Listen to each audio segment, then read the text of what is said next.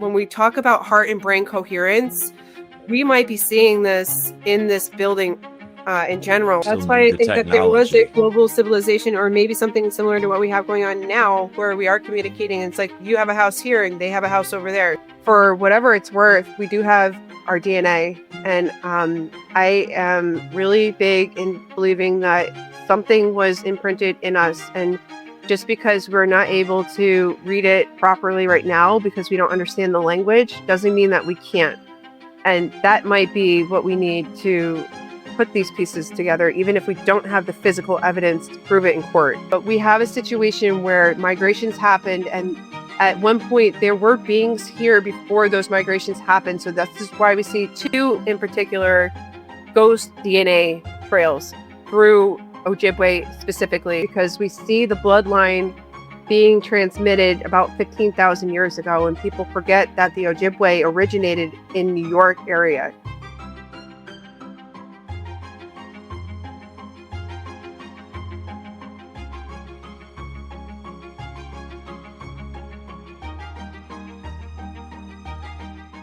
Greetings, humans. Welcome back to another episode of Dave's Multiverse. Today we have a guest who I've been hearing a whole lot about lately for the last several weeks, and also been chit-chatting a little bit with, getting to know her story and what she's been working on. So I'm really excited to have Sarah Brailey. She's an independent explorer and researcher who serves as the historian for Athens, New York, and is a member at large with NYSAA Mid-Hudson chapter. Sarah specializes in documenting and preserving the sites in the Northeast using LiDAR photogrammetry. Did I get that right? And archives. She's guided by a philosophy. Photogrammetry. There we go. She's guided by a philosophy of preservation first, which I love. She works closely with indigenous communities, which I also love, including the Stockbridge, Munsee, Mohican Nation, and the Red Road Reclamation, to ensure Native American sites are accurately and respectfully represented. She's the lead organizer for the Set in Stone Megalithic Conference, August 8th, 2026, which we're going to hear about as well. Woo! Sarah's a busy lady. Thank you so much for joining the Multiverse, Sarah. Well, yes, thank you for having me. I'm really happy to be here. Yeah, I felt like Jason, Mr. Shaman 711, was the perfect person to bring as my right seat here while Megan is camping on Vancouver Island. Lucky Megan, because Jason spends a lot of time exploring his own backyard, looking for the ancient origins of our ancestors and of us. And that's what Sarah does, except just in a different part of the country. So yeah. I'm really excited about today because, I just got to do this right away. Shout out Tammy, who made this happen. Yeah, Tammy, who, man, she's been just she was blowing up my messenger on Facebook and stuff about you long before I ever saw you pop on you.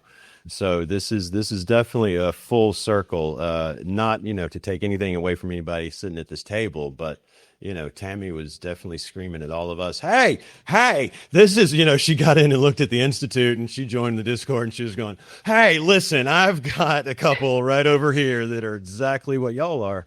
And that's what I'll say about me sitting here at this table today, Dave, is thank you, because I honestly, like you just described, you could have halfway been describing me, right? But you were certainly describing what at the Institute of Natural Philosophy, who Sarah is over here trying to actively jump right in. And every time you hear me talk about that, and I say, if you are an independent researcher, activist, artist, whatever, we want to talk to you.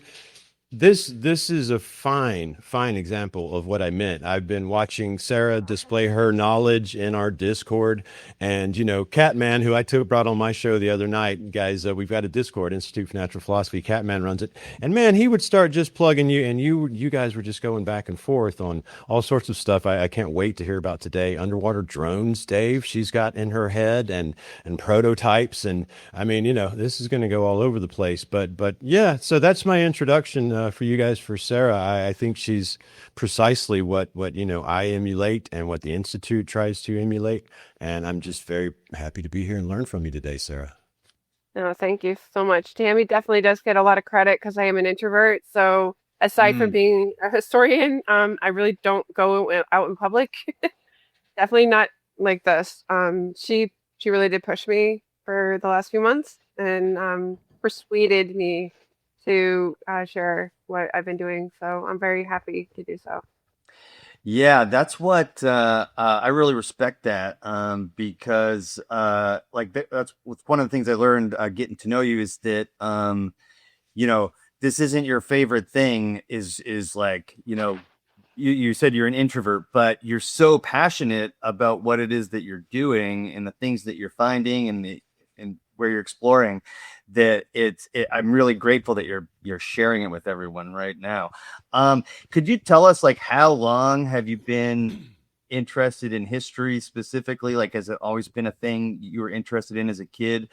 And like when did you get into this particular topic, these sites in Putnam County? So I was a Girl Scout growing up, and I grew up in a small town called Rock City in Milan in Red Hook, so upstate New York or like mid-state. And I was always sleeping in the woods. I made my own forts out of pine needles, so I've been doing this for a very long time. And as I got older, I was always into. I am part Native. I'm not a whole lot. So I always felt like I was different than other people that I grew up with. So I'm not really surprised that I wound up where I am today at the age of 40. So I got kind of lucky in a way. My life went into the medical field for a while, so I wasn't really able to, go out and explore and hike like I usually used to. And having kids, like you get busy. And COVID started. I think everybody has like a COVID story. Sure. And so my son is high risk, and he has a really rare kidney disease. So I was in a nursing home setting, and I just felt like it was time to get out. And so I did. And then that kind of freed up a lot of time for me in a way where I was able to, my kids are getting older now. So I was able to just work my way back into the woods. And it's really funny because I really honestly didn't see this coming. I always wanted to be a historian. I love history and I love figuring out like the why. We have a lot of whys. So many whys. Yeah. Enough. Sarah, listen, I'm afraid we're going to have to re-record this bit because I'm going to need you to quit reading from my script. That was my story you were reading. I need to hear yours. I was already familiar with mine. That is, look, when I turned 40, I said it was 40 going on 15. COVID, you mentioned COVID. Here's what COVID did. It gave us all a chance to get back to our natural selves because you mentioned being that little girl in those woods with those pine cones. That was me building forts, making stairs in the mud, like little mounds. You know what I'm saying? That was me. I was making my own soap and everything. Then the world gets a hold of you, takes you into the medical field. You said, took me off into places, took Dave to places. And then COVID comes along, and what happens? We all get a chance to look around and go, hang on, this is all bullshit. And I like it out here, and recalibrate ourselves for sure.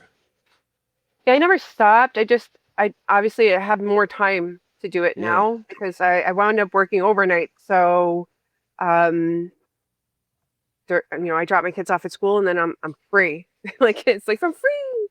So I just go out and I wound up. I live very close to a show can.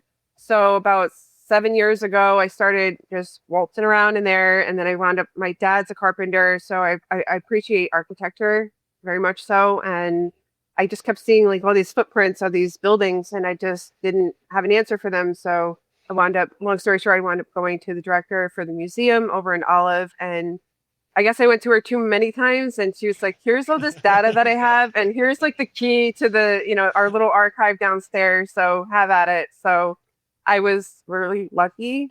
She was very sweet to me, and I learned a lot from a Shokan, especially about our government. And my sister is Delta Force. I don't really want to put her on the spot, but I know about the war machine and how it affects humanity. And we do need, protection. We also need healing. And so it's like you said, like it's converging together. I think probably for a reason at this point.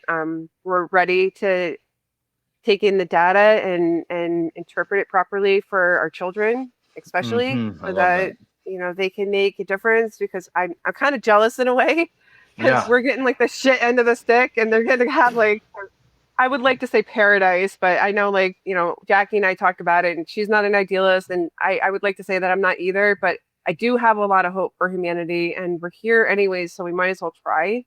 And so these sites, especially the stone chambers, like I said, to be fair, I didn't ask for this. I fell into one, not literally, but I came across one, and then people weren't, when you get a story and you're just like, so the first chamber that I saw was there we go. First, start with the first chamber. And it's a state park, so it looked very Celtic to me. So in the beginning of my research, I went down the Celtic road a little bit, and it's kind of hard not to, because when you are familiar with architecture in Europe and you see something like that here, you're like, you want to associate a little bit, right? And nobody's giving you an interpretive sign saying else. To be fair, in that same general area in the parking lot, there's a munitions building. My friend would know the date more than I would. I want to say it's like World War II building. And so I wound up getting permission from West Point. So we'll kind of segue into West Point real quick and get them out of the way. So I got permission from the director from Jefferson Hall Special Archives at West Point last year, and specifically to get data on the blueprints for these buildings, because some people were calling them munitions buildings. Some people were calling them root cellars. So we were getting like a whole bunch of stories. And so as an independent researcher, I just want to hash everything out and find not one, because obviously we can have multiple, reasons for something, right? So I got in there, and it took me 8 months to gain permission. And I definitely interjected in my email why I was coming, what I wanted to do. And the director basically said, okay, here's a list of orderly books. You can go ahead and look through them. And my in with West Point and why I went that route was I had a lead saying that there was a chamber underneath Eisenhower Hall. So I was absolutely fascinated by that. And if there was a chamber underneath Eisenhower Hall, I think we would have known that by now. And so piggybacking off of that too, we have George Washington, who was a passion surveyor. And this is where Sybil Ludington and her father, Colonel Ludington, come into play too, because there are 8 chambers that I've documented on Ludingtonville Road. And Sybil Ludington rode her horse right past them, and they were literally buried like 5 minutes from these chambers. So if they saw them, I'm sure somebody would have wrote about them in their diary or just like in general. And we don't see this in the archive at all, at all. And up until recently, I started realizing that maybe the possibility why we don't even see them as munitions bunkers, and let me just go step back a little bit more. So munitions bunkers blueprints are cookie cutter. They're literally all the same, and they're built a certain way. Most of them have red brick in them in case they were to explode, right? We don't really see red brick in these stone chambers unless it's in the doorway so they can fashion a door on it.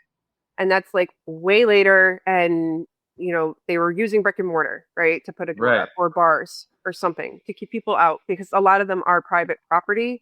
So it kept bothering me about why George Washington wouldn't, as a surveyor, even write in his personal, I know I'm not going to get his personal diary, but in general, for historical purposes, if they are a root cellar, okay, call them a root cellar, put an interpretive sign on it. We don't see that at all. And I just thought that was strange. So I obviously reached out to tribal historic preservations officers, state preservations officers. I did a DOE 3 months ago. Only tribal council got back to me.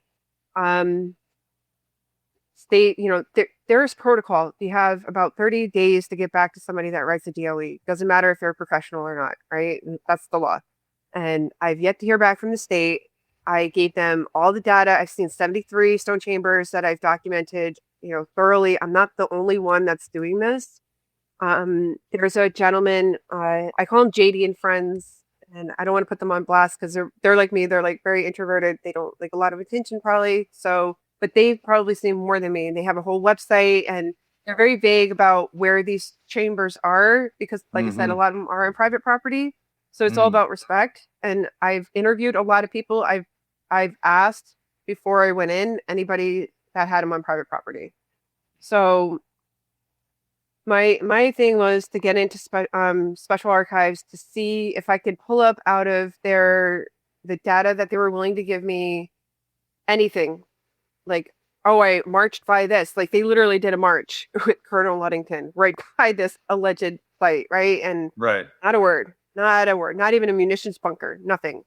So then I started the wheels are turning and I'm like, this is not making sense. This is not it, right? So lately, it's the theory that I have, which would kind of make sense. So we have the Manhattan colony coming in the 1600s, and then people don't start buying, and I have a slide about this, property up in Putnam County for farming, which is really kind of asinine because we have a lot of rock. Geographically, they were not very successful in building a farm. They couldn't even grow potatoes. Right. So they were leaving that area. And so I highly doubt that they were root cellars. Every farmer that I've ever interviewed, I always ask them if they have a root cellar, like a modern one or like one way back. They've never said yes to me. I grew up in Pine Plains too. So we had Ag Day for field day. So I think if we had root cellars, I would have known about them. The only one on record that I know of is Wilderstein in Rhinebeck, and they have an interpretive sign on it with the picture of the shelving, it's right there.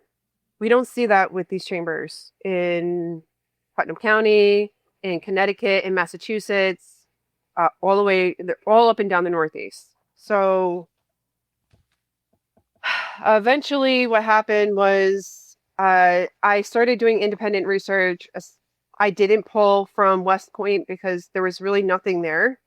And I was just progressing with my research, and I just happened to keep my ability to go there, because I like that area and I want to be able to check it out. When I want to walk there, I want to go there, I want to check out the library for whatever, right? So I went to one of my appointments. It was really awkward because they had no power, and we have to sign in on an iPad, Scout. And so the director got called in. The guy didn't want to let me upstairs because I was wearing civilian clothes. He didn't think I needed to be there. So she was like, go upstairs. And I usually had like a desk that I had my microfilm set up on. And I went to my desk and there was like two people standing there. So I was like, ooh, I'm sorry. Like, it was like embarrassing. I was like, oh my God, I'm so sorry. Like, I'm out of here, right? And we just go somewhere else. And there was nobody at the front desk. So I just wandered upstairs to the library and started taking out my paperwork because it's very rare that I get a chance to sit down and really like look my stuff over.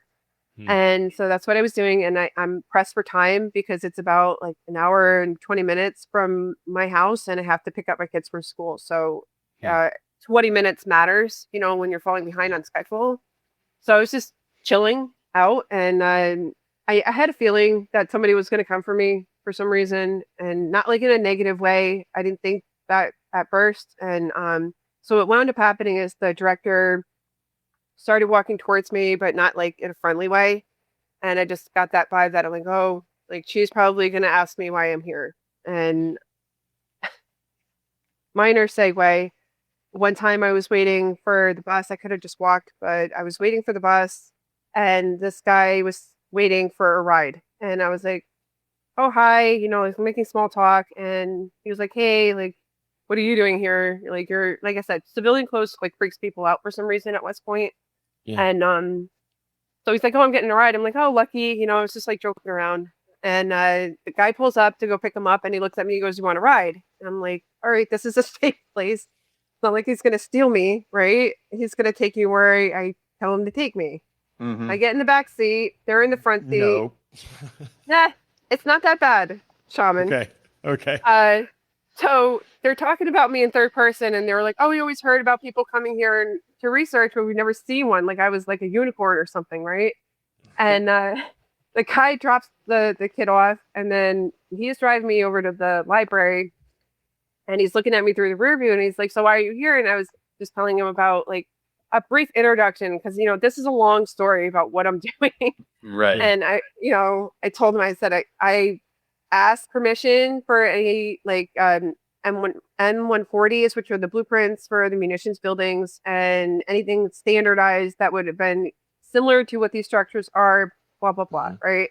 And he's just when like you start talking to somebody that might know something that you don't know, and they start glowing a little bit, and so this is what this guy was doing to me, and I was like, oh no, like he's on to me, and I was like, don't do it, Sarah, don't do it. And I was like, it's all for world peace, like world tolerance. It's like I want the best for everybody. Like I feel like these things are something special, and it was just like wacky me. I don't know why I did it, right? And so he's probably like, all right, kid, and so he's like, oh, my wife's the director, and tell her I said hi as she's dropping me off. So awesome. Yeah, small world. And so this was a few weeks before this situation. And so she comes up to me, fast forward, and she's like, why are you here? And I was like, I'm just hanging out, studying right now. Like, I don't know what you're talking about. And she was like, no, why are you really here? I don't understand why you're here. And I said, well, we've been communicating through email, for 8 months now. And I told you why I'm here. It was very clear. I literally interjected. I told you guys, beginning, middle, and end of my conversation. So they had to answer me, and they ignored that specific question every single time. Not shocking. However, very harmless. I'm not here to take over anybody's anything. So to say the least, she left and went down to the next level. I just gathered my things, and I was getting ready to leave anyways. And I'm on my way downstairs, and she's talking to this lady, and she's like, yeah, she's so weird. And had her back turned. Yeah. Had her back turned to me, and I said, thank you so much. Have a great day. And they just turned their back to me and didn't say goodbye, didn't say anything to me. So I was like, all right, I'm done here. Like, I don't think I need to come back anymore. And if I did, there's really not much that I was going to be getting out of them anyways. And like I said, I'm not there as like undercover. I was very open and honest about why I was there. So it's like on to the next archive. But so you guys familiar with the etymology of weird? I forget the root language, but controls one's fate, right? Yeah. Oh, well. They don't like those of us that are out here trying to do our own thing. That's what it is. You're outside the matrix, and so you're weird. Yes, by choice. Best kind. By choice. So for sure. that archive, they didn't have anything there. What did they all have there? What happened was they only gave me orderly books, so I wound up going through, and it's funny because one of them was actually a little bit relevant to Athens, nothing really to do with the chambers, because I wound up going through the George and James Clinton Sullivan's expedition slide. That was really interesting, and it was cool because there were a lot of blanks, and I'm a very curious person, so I'm like, what if I mess around with the contrast, like, and see if something comes up? And I actually got some, like a full-blown letter. It was actually Alexander Hamilton's resignation letter to George Washington. So I wound up printing that out. I was like, this is really nice. And like, it was funny because like I told the kid that was he was stewarding me, he was helping me out, like, it's like, you come here, like, go here, like, kind of thing. And I was telling him about it like the next time I was there, and he was just like, all right, whatever, like, good for you. Like, third party just threw it in there because I was like, why? My ADD and my OCD was like, why would they do that? Why would they put that in here? That has nothing to do with this. And he's like, I don't know, I don't care. So he's not curious. You are, and he is certainly not. And curiosity, sometimes. Curiosity's key, Sarah. It really is. I think all of us sitting at this table, certainly that's part of what got us here. And I know in my case, saved my life and is responsible for pretty much everything I continue to do every day is, no matter how you feel, if you can get curious about something, Sarah, something that lights you up, then you can get through some shit. You can get through this life and you can do it with a smile. You can do it with your head held high and you can get called weird by all the people that don't. Being weird is good in my book, and so you should take that as a compliment. So after that archive, so I know you've got a presentation for us, which I'm excited about because I want to hear about potential relationship between these and like Irish Scottish relationship, that kind of thing. I want to hear about the methodology and scientific approaches that you're using. And I think you have that all in the presentation, but how many stone chambers are we talking about in Putnam County alone? There's a wide range. Officially, I would lean towards 600. Wow, that was way more than I thought in my head. Yeah, so that's kind of what drew me to the area, because when we're talking about concentration, we're seeing a situation where, obviously that particular area, I'm almost positive because we had the natural resources, because there's a lot of granite. Like I said, it's a very rocky area. So right off the bat, you have everything you need to build these structures, right? And if you already have the technology on how to build them, it's not that hard. That's still up, that entails a lot of conjecture.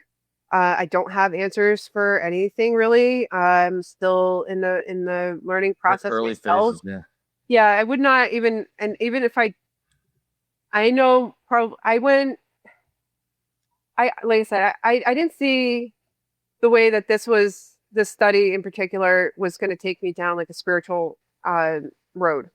And I'm not religious at all. And I don't want to offend anybody when I say that. And I don't discount anybody that is at all. And so there's a guy named Evan Pritchard who is a Mi'kmaq elder in my area. And he's very, very educated. He literally dedicated 45 years of his life trying to preserve all the elders that he could get his hands on, their knowledge, and then write books. He's wrote like 80 books.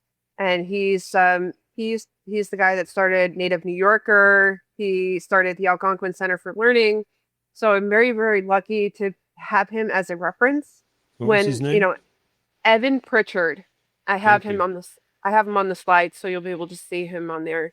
And he'll be at the conference. He was like the last, it's funny because I told myself May is like my cutoff if anybody wanted to be a speaker. And it was like, May came and I was like, all right, I got a good lineup. It's just like, it's tight, but it's like, I got it, and it's just my first event. And so I'm really learning as I go. And I know I messed up a lot, so I know what to do for next year already. But he came in at the last second and someone had, referenced him to me. And I'm very grateful for that person to do that, because if I didn't squeeze him in there and give him the respect, I probably wouldn't have been able to have like a one-on-one conversation with him like once a week now. This is what we do. We meet up at a park and he teaches me a lot. It's a lot of data. I'm willing to take it in. But it's very cool because that he's obviously an expert, and everything that I'm learning about with the center place in particular with the stone chambers is right on par with what he wrote. He wrote a new book called Sacred Ways of Manitou. And you'll see in the slide, but he gives like a very detailed version of what I'm literally dumbing it down. Like it's in layman's terms, and I'm only going so far. Like I'm only going to like the 6 direct, and they go all the way up to 12. And then I'm sure there's like level dimensions beyond that. So I'm aware of them and I can understand them. When you start getting to those other dimensions, there's only so much a physical being can do here, and you can't apply your knowledge and that experience quite yet because you're not a spiritual being, even though you are. I had an outer body experience. I'll tell you later if we have time. Yeah, please. Dave, are you familiar with the word she just used while she catches her breath? Manitou? No, I'm not. Sarah, so I guess you could probably explain it, but I mean, it strikes a chord with me because much of what I do and what I find, and especially in the big rocks, but with everything, there's a sense of power in places, that one who is sensitive to it can feel quite, you can just feel better, however you want to put it, in these places. And that goes back to the power of a place, which is sort of what Manitou is hitting on, the spiritual It's the aspects of creator. places. Yeah. It's the creator. Yeah. So, do you think, before we get into the slides, because something seems to be driving you really hard, do you think it's this sort of spiritual journey you're going on that's really driving you right now? I don't want to get like choked up about it because I kind of mentioned before, we're at a crossroads and we always have been. And I feel like we're so lucky to live in this timeline to have the internet for free. Like I'm all about free. Like everything I'm gonna do is for free. All my, I'll volunteer for the rest of my life. And I just feel so blessed that we're able to communicate with each other and have it in like real time. And it's really important because if we don't do this, then we might not have much of a future for humanity, and I don't want to sound like dramatic, but that's why I want to do this because these chambers have, sorry. No, you're good. You're not the only person to do that on my show. I cried on Dave's show, and I cried 3 times this past week on my show, Sarah. This is what we do. Yeah. It's authentic and it's real. Personal. And we feel that's why I love Tammy, but I'm like, God damn it, Tammy. Like, this is really like, it's almost like a personal road, but it's not because it's like it's my undercover work for the world, like for people, like, and then I don't want them, I don't want any credit. I don't want anything for it, and I don't want the spotlight, but I think I call that Heaven's 007. That's my tone for that type attitude.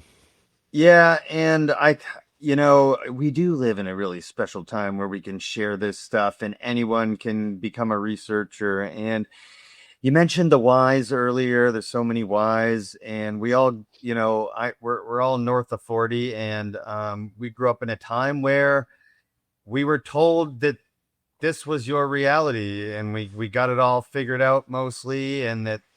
But if not, there's some experts working on that, and they'll figure it out.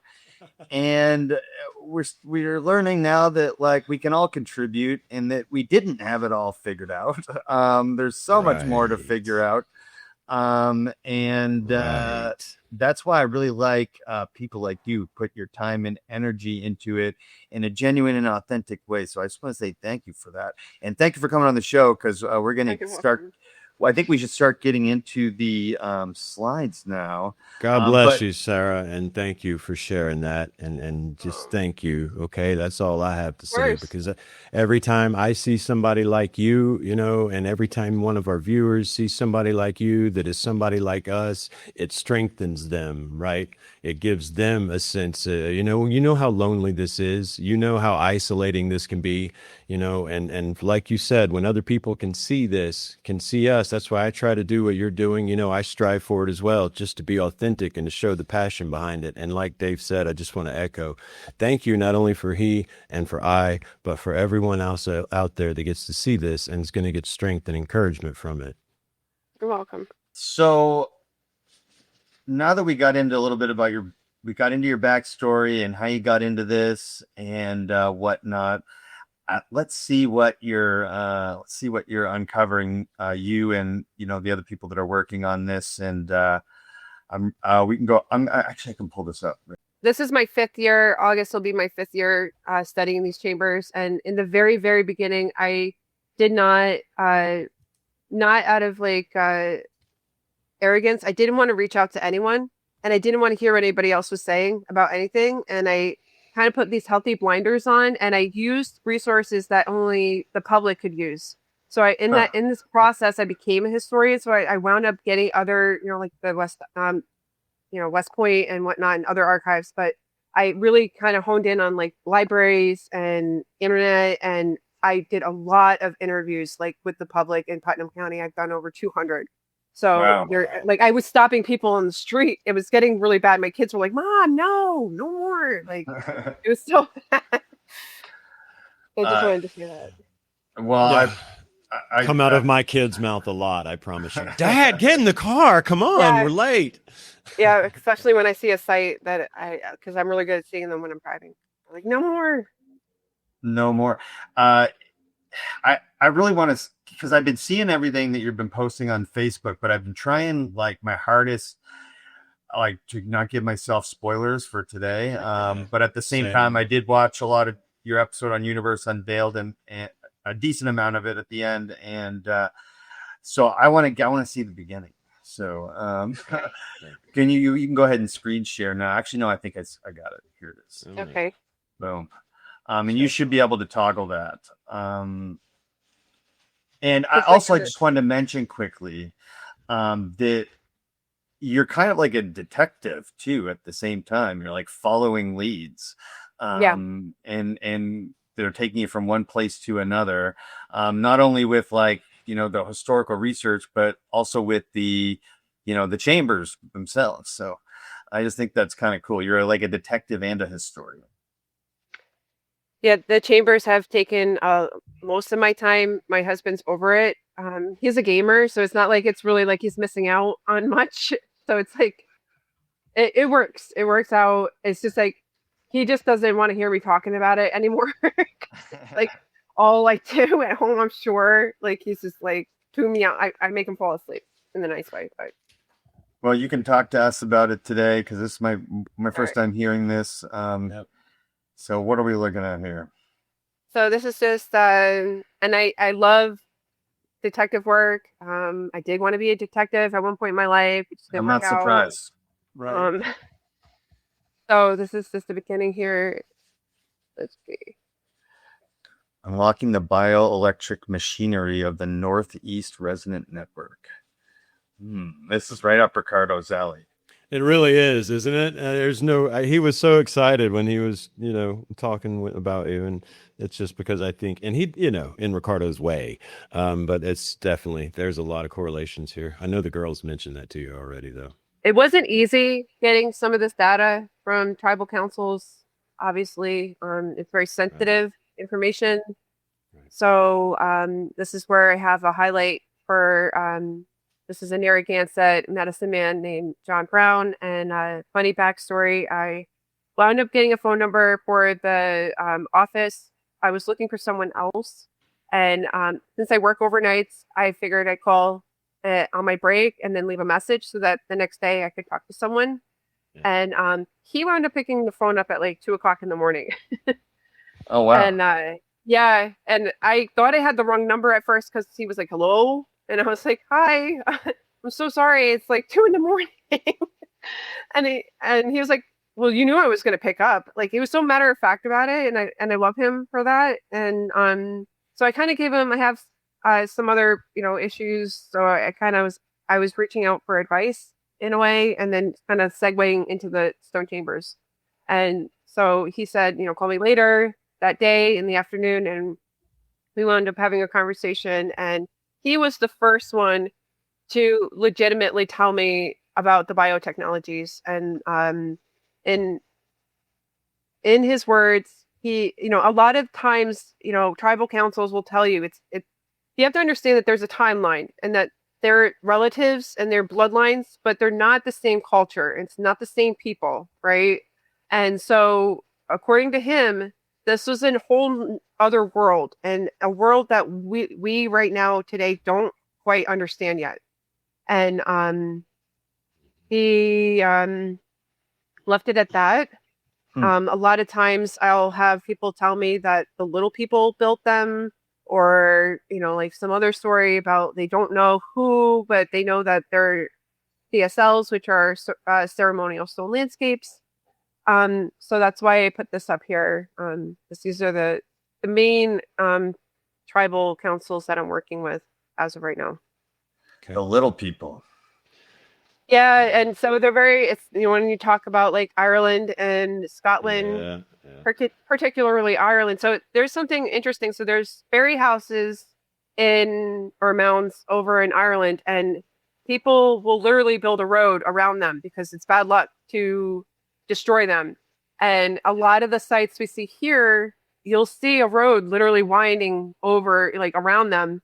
So whether they were, you know, I honestly still lean towards a global civilization. I know that sounds like woo woo and not on this show, not Sarah, on this not show. on this show. That's my work. I know you haven't got familiar with it yet either, but you're well, at home. that's Continue. pretty much where the data literally sent me, and I will probably go to my grave trying to prove it. It's worth it. So, Amen to that. I like the biotechnology word that was in your first slide. I don't know if folks, you know, what they think when they hear that word, but I read a story. Well, say the slide, so like it's I still going. Good. So if they're gonna really understand it, and I hope you know that I can say it properly because it does get a little deep. And so this is your study. And I love the idea of the Brailey scientific method for observable physical data, which we need, while prioritizing preservation, which is very important and seems very important to you. So I thought that was pretty cool. And this is 73 distinct stone chamber sites across 4 states. How did you? Wow. Because you mentioned there was 600 in just that county. How did you choose these ones? So like I said, I got obsessed with finding them, and I can say like the spirit led me. I don't want to, like I said, I don't want to sound like I am very scientific. I would like to say that I have a scientific mindset.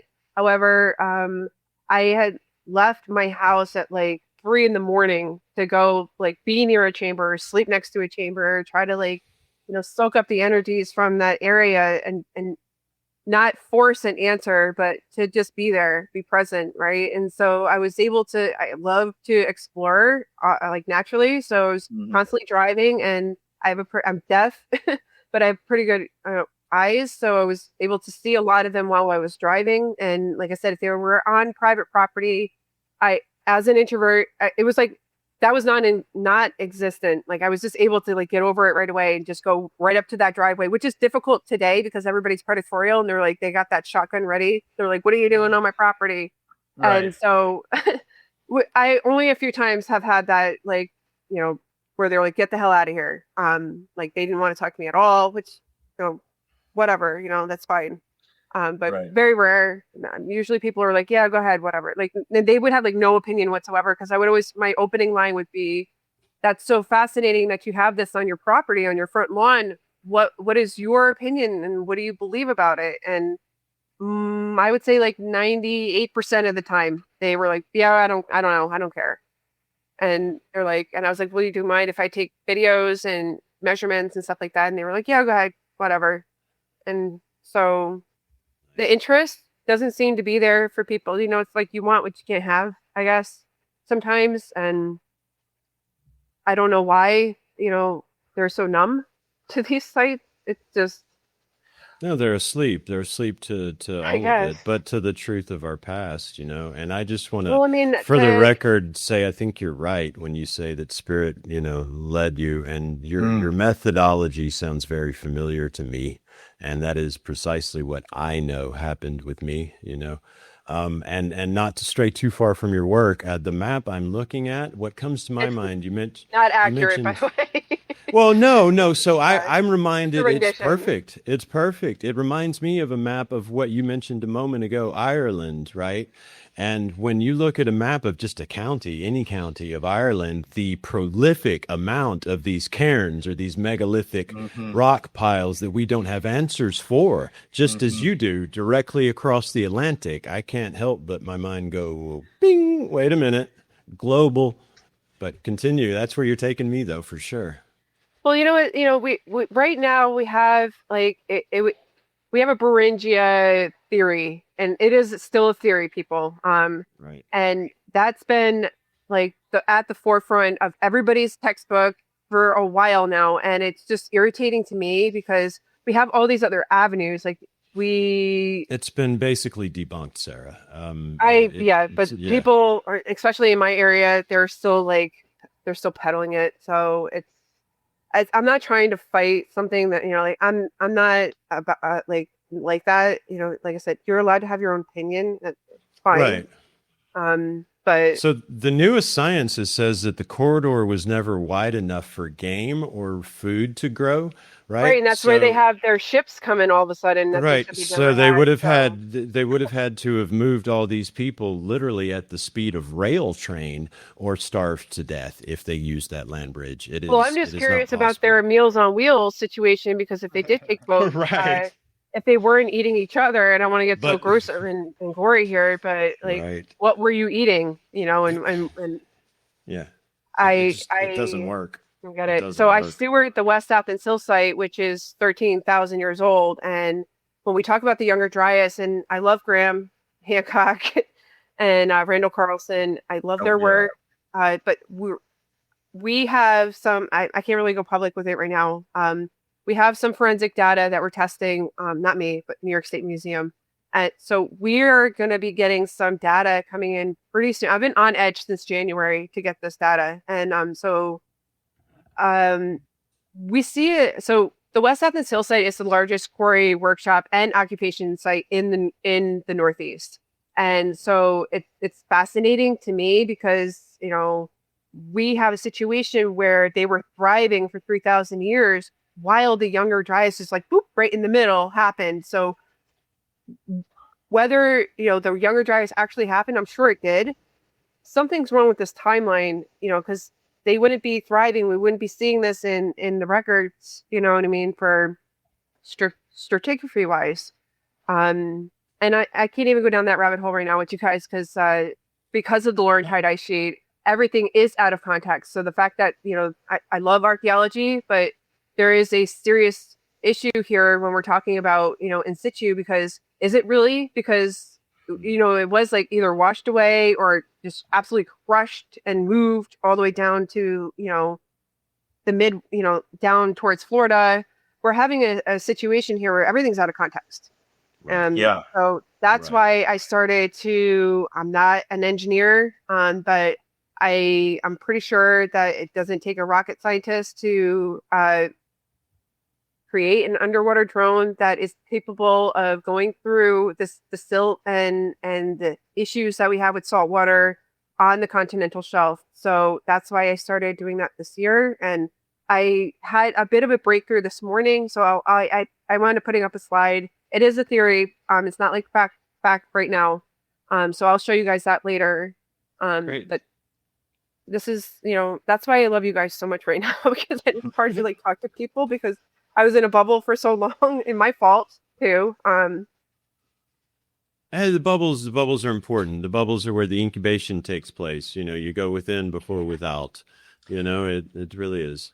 And I'm glad you mentioned Graham and all their guys' work and pushing the timeline back and all that. But Graham's never said, that's the whole truth either, right? He wants people to ask questions and look for answers within that framework and around that framework, because he knows, just like I think anyone who's rational and not in a cult knows, that we don't have all the answers. How could we possibly? Not yet. I like that, but how could we possibly at this point, right? I think that's his driving point, man, is that the record as it's presented to us leaves gaping holes and lots of questions. And in those questions is where he says he works and encourages all of us to do the same. I think that will be amongst all the things he accomplished, probably his biggest legacy is what he did for independent research and independent researchers out here, That's why I brought him up, because, and I wasn't saying everything was set in stone.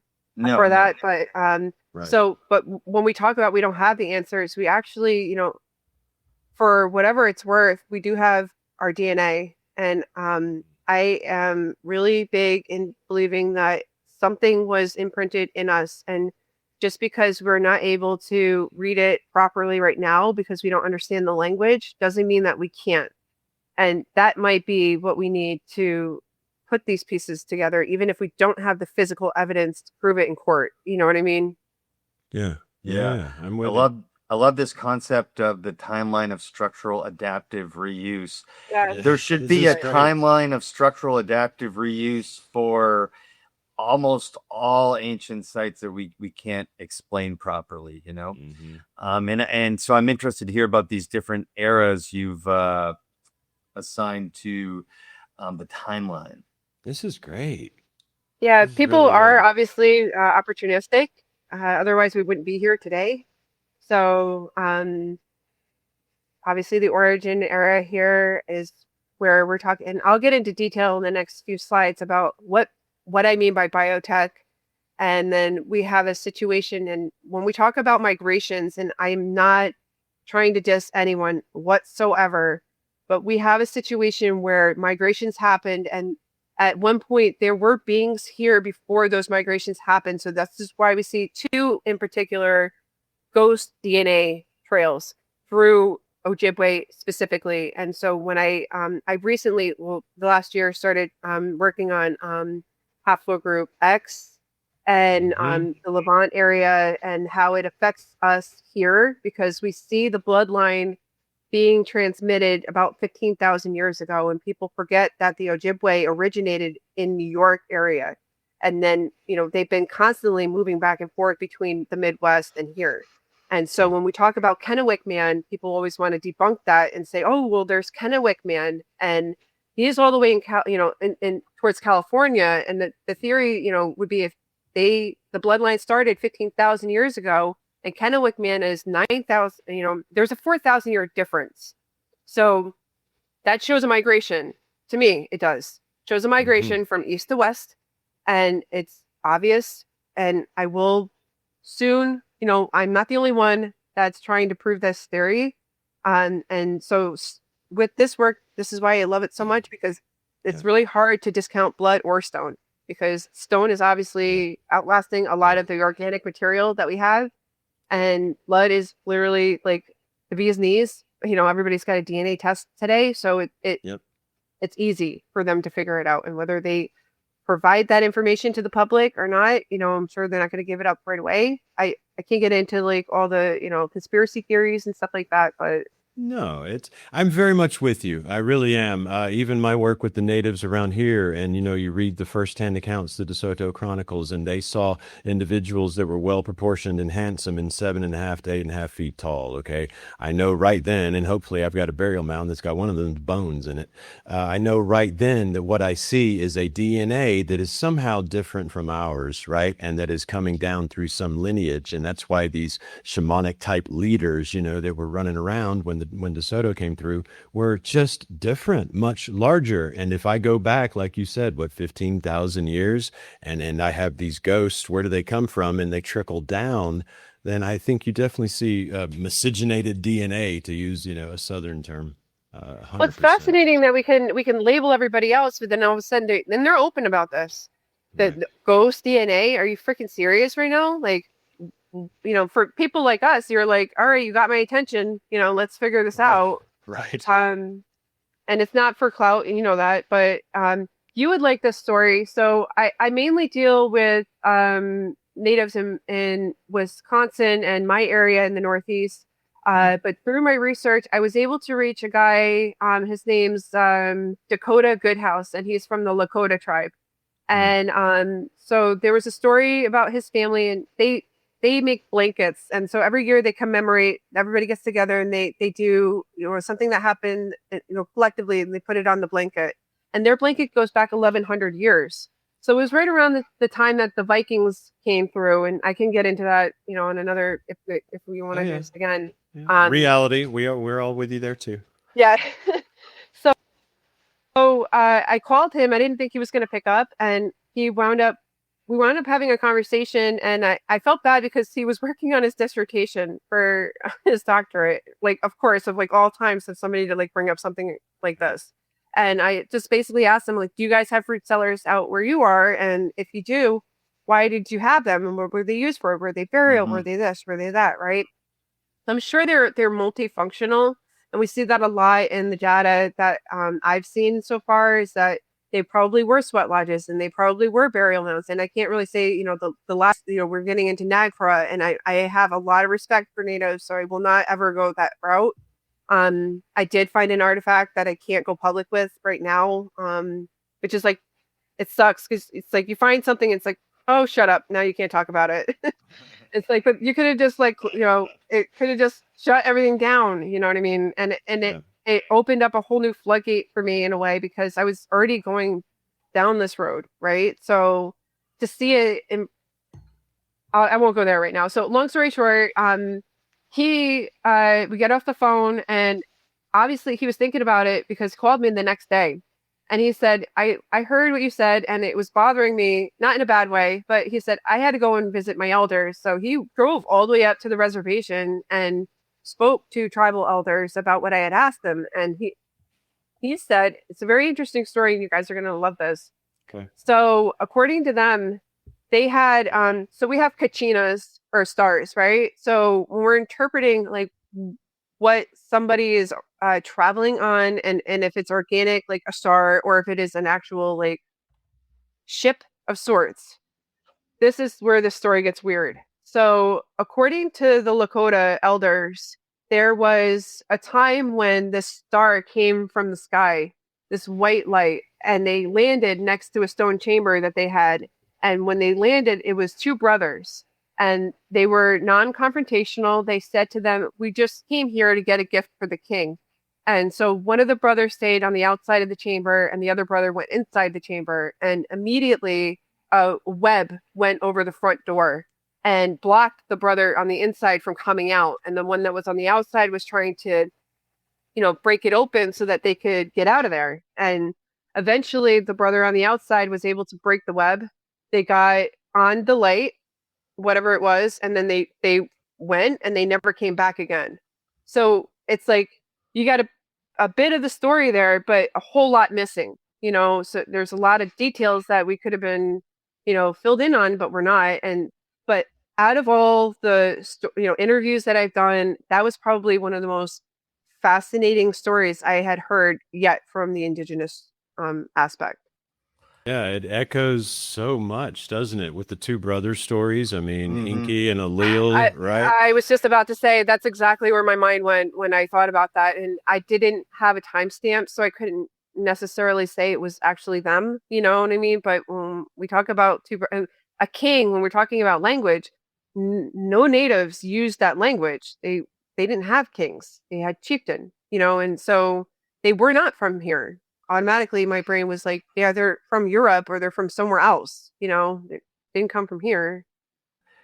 I know you said you didn't want to go too far down the rabbit hole, but like I thought you were hinting a bit about like conspiracy and cover up when it comes to like the true story of some of this stuff. But part of it, what I think about, how much do you think you could attribute to just apathy and being in a narrative bubble versus like people actually having this knowledge and covering it up, making these connections already? I think it's like a combination between cataclysmic events where people were literally just trying to survive, and you're not really, unfortunately, you're not really worried about what happened in the past. You're really worried about your future. So unfortunately, data will be lost. You know what I mean? When we're talking about like the telephone and stuff like that, we pass the story down to our children and whatnot. I don't think it's all nefarious, right, for sure. But I have personally come in contact with people who are, I don't want to say too much, but they're very racist, to say the least. So when they have an opportunity to make sure that their story is told and no one else's story, and it's very exclusive, that is erasure is real. And it is a situation where, unless we, and that's probably another reason why I want to go public too. I want to be able to make sure that people know the truth. Amen. Our best future requires the truth of our past, and erasure is very real. I'm going to just plug in on my It's my little saying, and erasure has been happening since anything other than Indigenous set foot on this continent. So that was a lot of work for just me going to say. Make it good. That statement for decades long, the ongoing debate has been, are these structures root cellars or CSLs? What if they were both? I mean, this should be the obvious take on everything. Right. Every like human settlement. It's shocking to me that it isn't. And I'm really excited to hear about like, this whole idea behind these particular structures, because I've never even heard of them before till I met you. So take it away. Oh. Repurposing and reusing is huge. That's why I loved her first slide there with the showing the different epochs of civilization. Yeah. It's beautiful. Yeah. It should be obvious. So you could. You ready for the next slide? Yes, ma'am. All right. She doesn't want to change unless it's I'm absolutely done with that one. You're training her to ask permission, Dave. Look at what a host. This is Evan, my teacher I was telling you about before. And then this is part of his book. I thought was very fitting because, like I said, it's going hand in hand with what I'm learning. And I would say, looking at this, I would consider myself a land keeper. According to him, you're not allowed to be a land keeper because you're a human, and land keepers are usually spirits. But from that, he drew this, and it was his interpretation of what the dimensions and what his mother's side of the family, because his mother's Micmac, what their teachings were. And when I get to the next slide, you'll understand a little bit about like the dimensions that I was talking about and how it relates to the stone chambers and how we can use them to find our center place. Even though you can have that ability right now, you don't need to be in a building per se.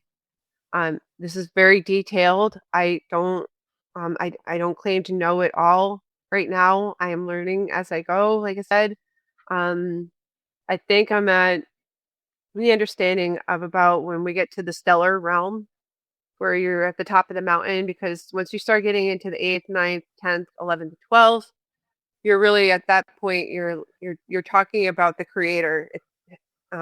And that's like a tough pill to swallow. And it's not like the red or the blue or anything like that. But as humans, we're very conditioned to be materialistic. And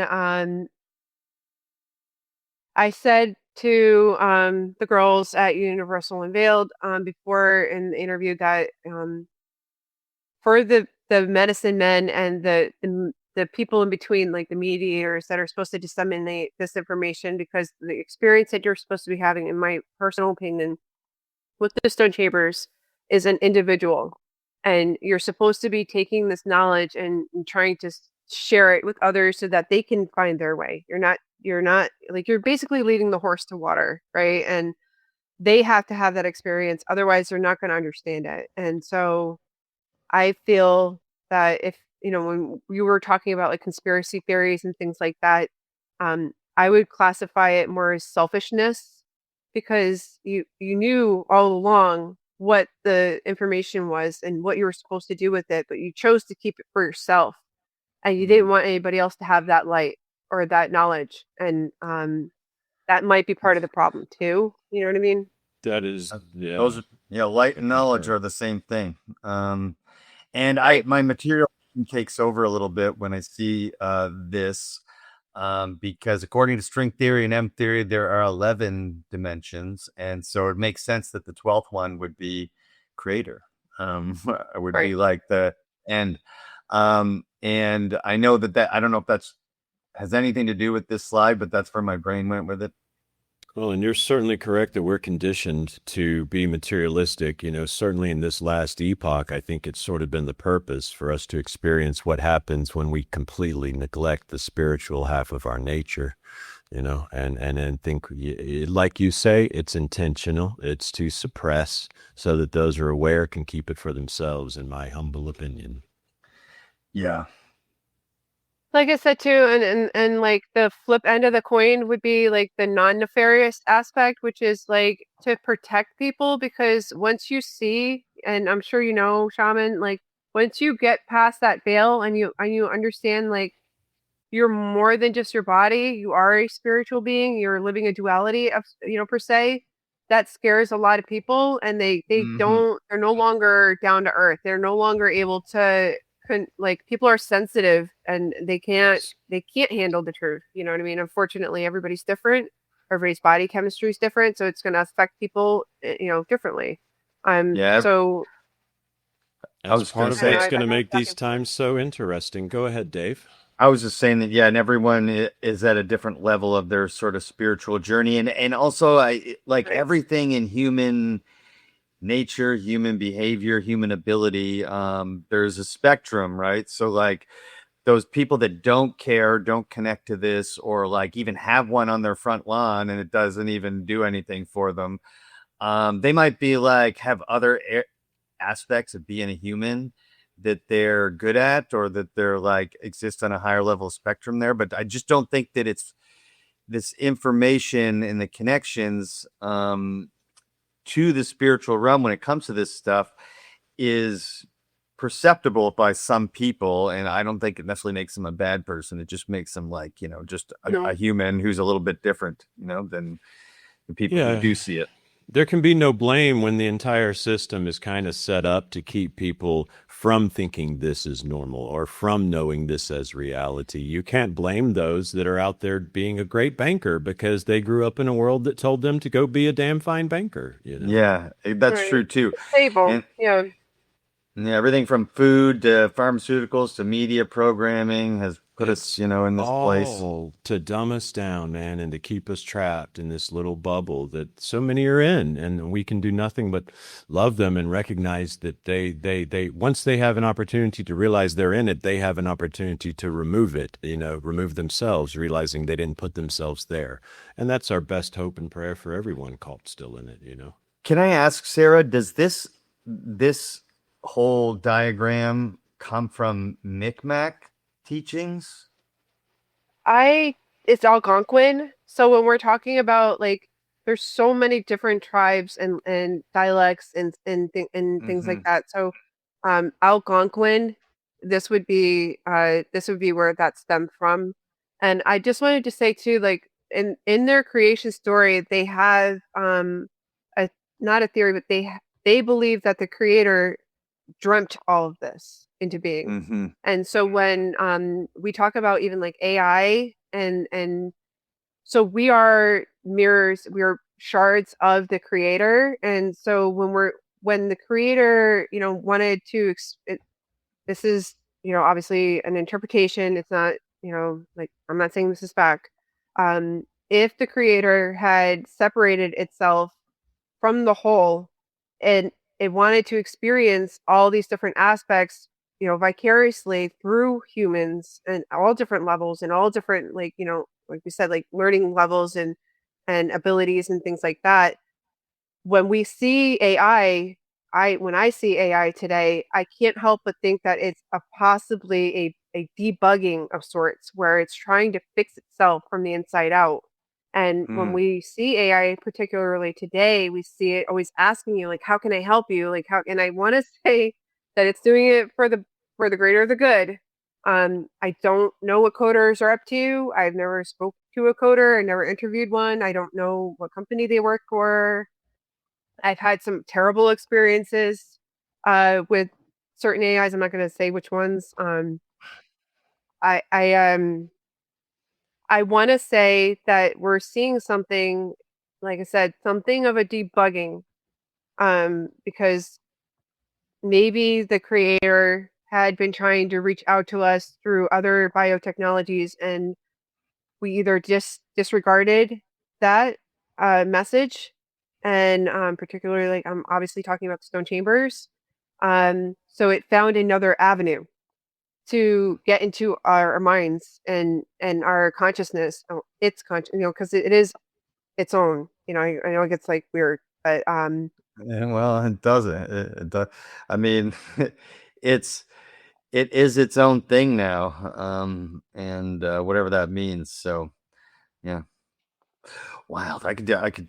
AI is, yeah. That's an interesting take. I wouldn't be surprised. What do we make AI with? Right, computer chips. Okay, what's in computer chips? Quartz, gold, platinum. Okay, rocks. Okay, so it's rocks, right? No, I'm serious. It's rocks. Okay, so whatever AI is, it is a material creation. Again, in my humble opinion, because I just go to primary, like you described so beautifully earlier. Not letting other people inform, and going and having your own experience, right? I love and go into that primary objective thing. Well, when I go to the primary of AI, it's a machine. It's a rock. It's something we banged out of the earth.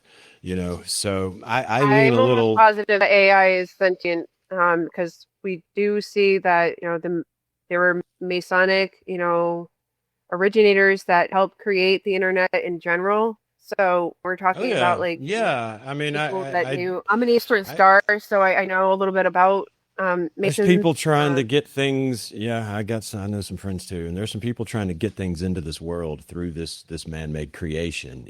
And if I'm speaking honest, forces, I believe in it. I see it as like idolatry, kind of. It's like they've built this thing, and now they're going to try to summon something into it. And that is not anything I think is of spirit, and that's just my humble opinion. I think that's man. It's like the Tower of Babel. It's like man's attempts to bring spiritual power somehow through their material realm, and that shit just doesn't work that way. But good luck to you. Fair play to them.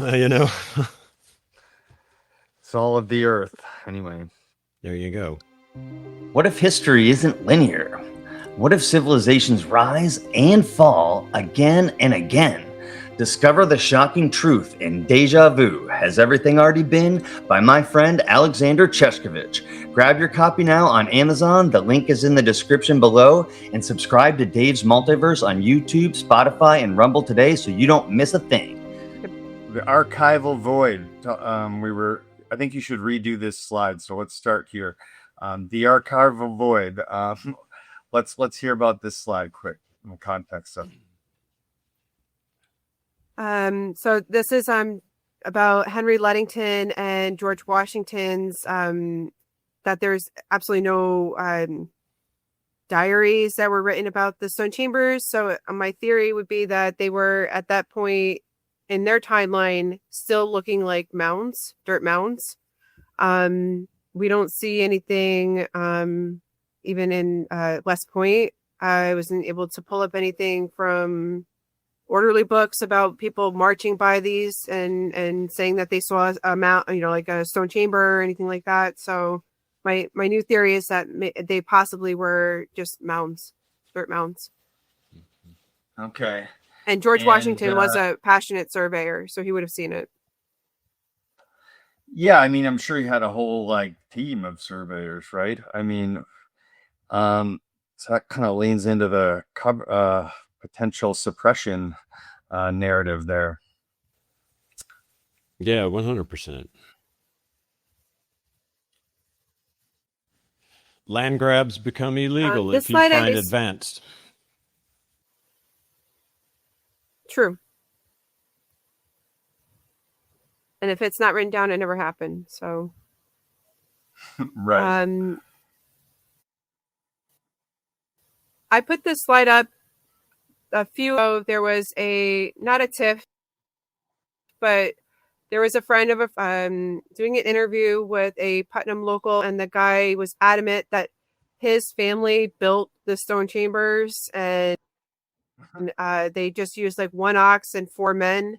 So my analytical brain went on overdrive, and I was really curious as to exactly how they did it, because if that was the case, then why are these still a mystery? And to be fair, did they build them all over the world?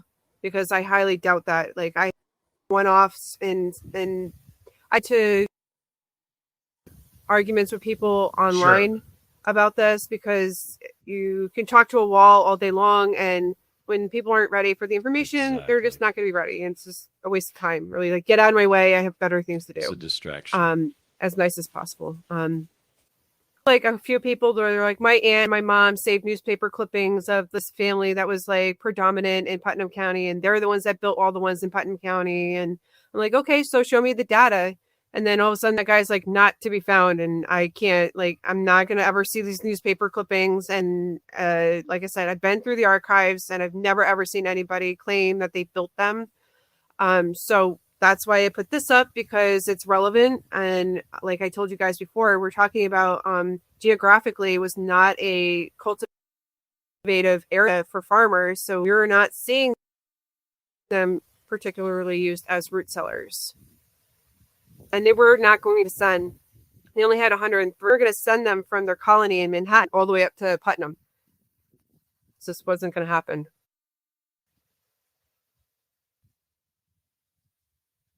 No, I don't think the root cellar explanation makes sense at all. Not with the numbers, and as you well presented, the lack of agriculture, that can successfully be done in the area. Why would I have such a proliferation of these things? It makes no sense. I could see a root cellar like being a later use. Like some people did use them as root cellars, but like, to just stop there is why we have Sarah, so we don't have to stop there. So the Hopi have a tradition of their creation story about they emerged from the ground. So we see a lot of stories with the ant people, and so their creator told them when they come to the surface plane, which is right here where this guy is standing, to go in 6 directions. And I think that so like when we talk about language, directions means, like, for us is like all different directions, right? But it's just like, I think directions were more of like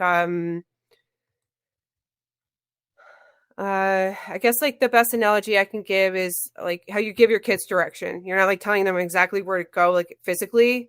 You're like teaching them a lesson, right? So they're staying put, and then they have like a math problem or something to do. And so this is kind of like that concept. And so we have north, south, east, and west, our typical cardinal directions. And then it gets really interesting because we add dimension to it, where there's the zenith above, which would be for most natives, father sky, and the nadir, which is below the earth realm that we're in now. So that would be like Mother Earth. And then that's where I love this part. So we're talking about telluric energy for the nadir, and we're talking about cosmic downloads and data packets, per se, or asset package of downloads of information that we can automatically. People try to, I think they want it to be difficult sometimes, or like, oh, I have to do all this work. And it's like, dude, if it automatically downloaded, you just have to read it. Like, you just have to be open to it. Right. So that's the word, open. Yeah. So that's what the center place means. And when we're talking about, and you'll see in the next slide, and you can find that anywhere.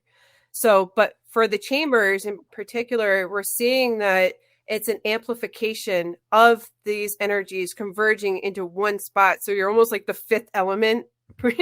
And it's really, I love this part. And this is why, and I personally have gone through this experience. So that's why it's, I get excited about it, because I wish this for everybody.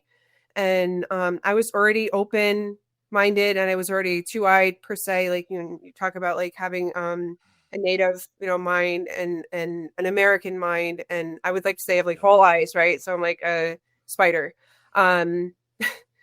But this is really interesting because these are made of granite, and granite has it's measurable, but it has a piezoelectric effect to it. And we have that in our DNA, in our bones, in our heart, particularly.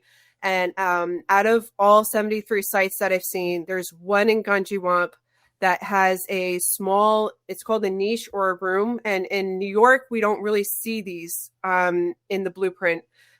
Ours are a little bit smaller than the ones that we see heading towards the coast. So we're seeing they are getting larger, and maybe because they're using them for different reasons. But as you know, and then when we talk about a breakaway civilization into Europe, then we see them become megalithic. Like they're absolutely enormous. They're completely different than what we have going on here. But in Gunjiwamp, there's a site where in this room, it's beehive shaped.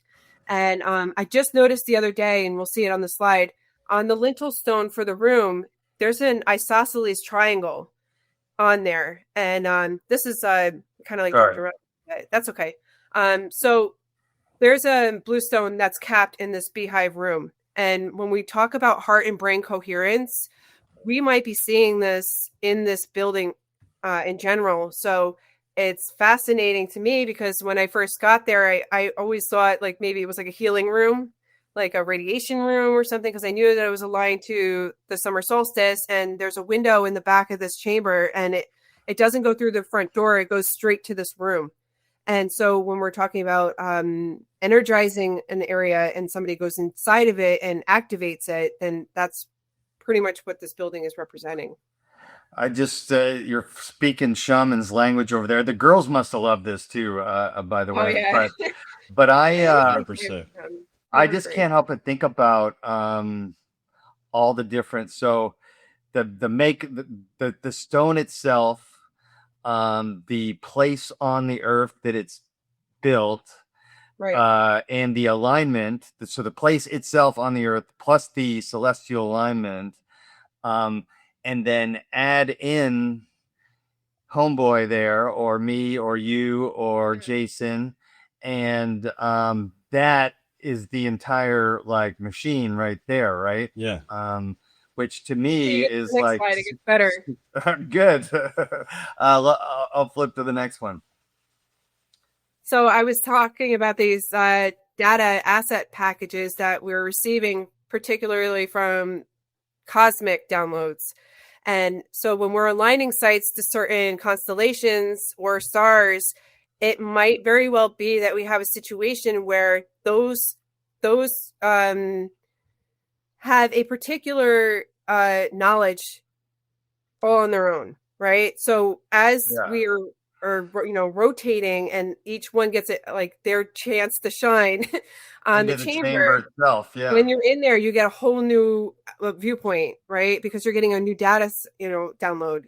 It's absolutely, and it's just a theory, but it makes a lot of sense in my head, and it does, it connects a lot of dots. And I wanted to go back to this one really quick, because you had mentioned like the next level, or the it goes in it's like all different directions, up and down, right? And so that's that. So not just up and down. Not to cut you off, because you're the radio that's able to move around. So that's right. The best part about it. So you don't have to stay, still. You're moving around, and for some people, you have to, you have to stay put, right? But it's not the case. I very much like the idea of amplification of energy of a place. My own experience, Sarah tells me that places have energy. Dave, you come to North Alabama with me, you feel different. Now, I can only imagine that people that knew that would have then had structures in these places. And my goodness, you would have had, I guess we're getting to biotechnical machinery. No, yeah, I mean, it's the celestial alignment is part of the environment. It's the most powerful energies out there, is what's out there in the universe. And so it only makes sense that they would try to harness that as well, in my book. And it's not just solar too. We're seeing lunar alignments to the lunar standstill in particular. Like one of my favorite chambers could be a lunar chamber. So I learned very quickly that a lot of people favor the solar alignments only, and we really forget about the lunar aspect. But so the best way I can explain is like we have a road, and for example, Ludington, I've documented 8 chambers, and they're literally like boom, boom, boom on either side of the road, and one's facing one way and one's facing another way. So one can catch the sun, and one is open to maybe another, cosmic or lunar alignment in particular. It's a whole observatory, yeah. And then certain days, times a year, you can get different alignments. And then not only that, there's the precessional alignment of it as well.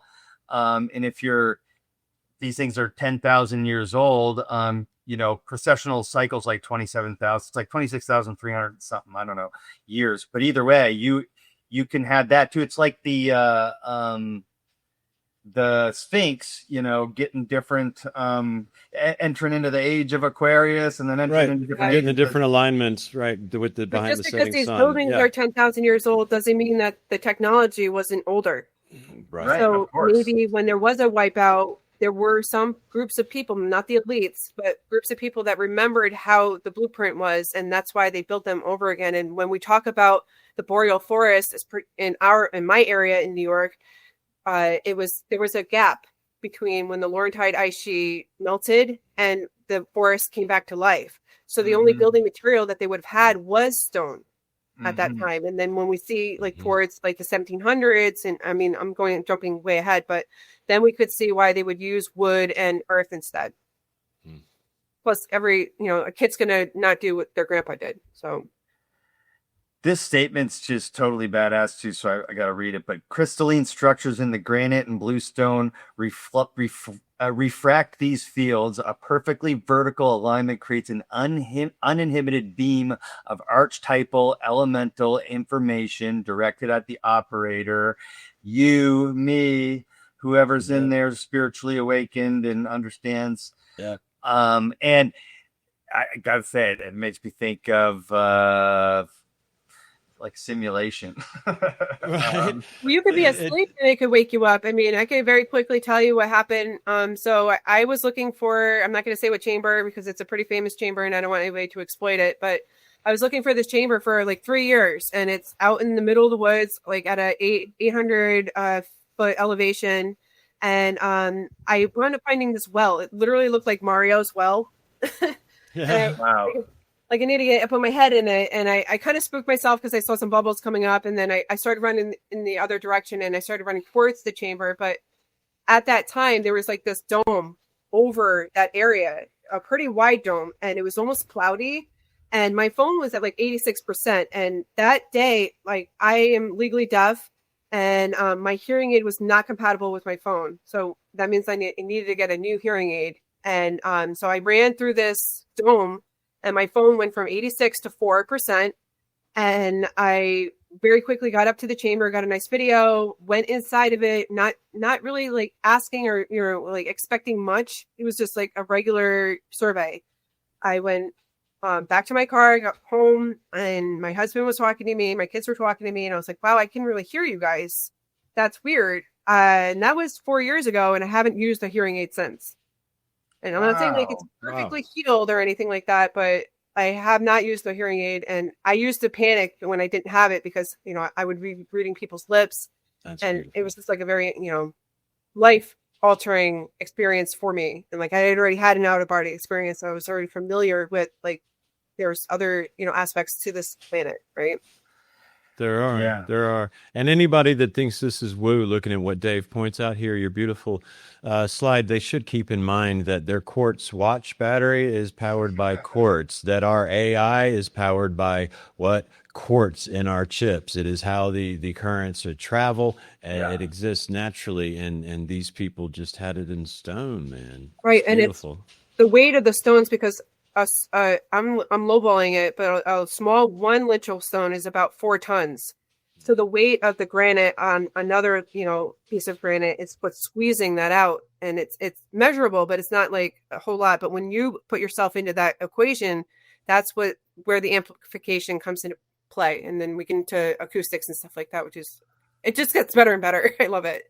Yeah, I love it too. I hate to stay here but I need to stay here for one more second because I respect NAGPRA as a law, and I totally see why respecting the protocols here on this particular case is very important. For me, it's almost more selfish. It's I don't want hippies and hobos or whatever. I love hobos. I was a hobo once. Me too.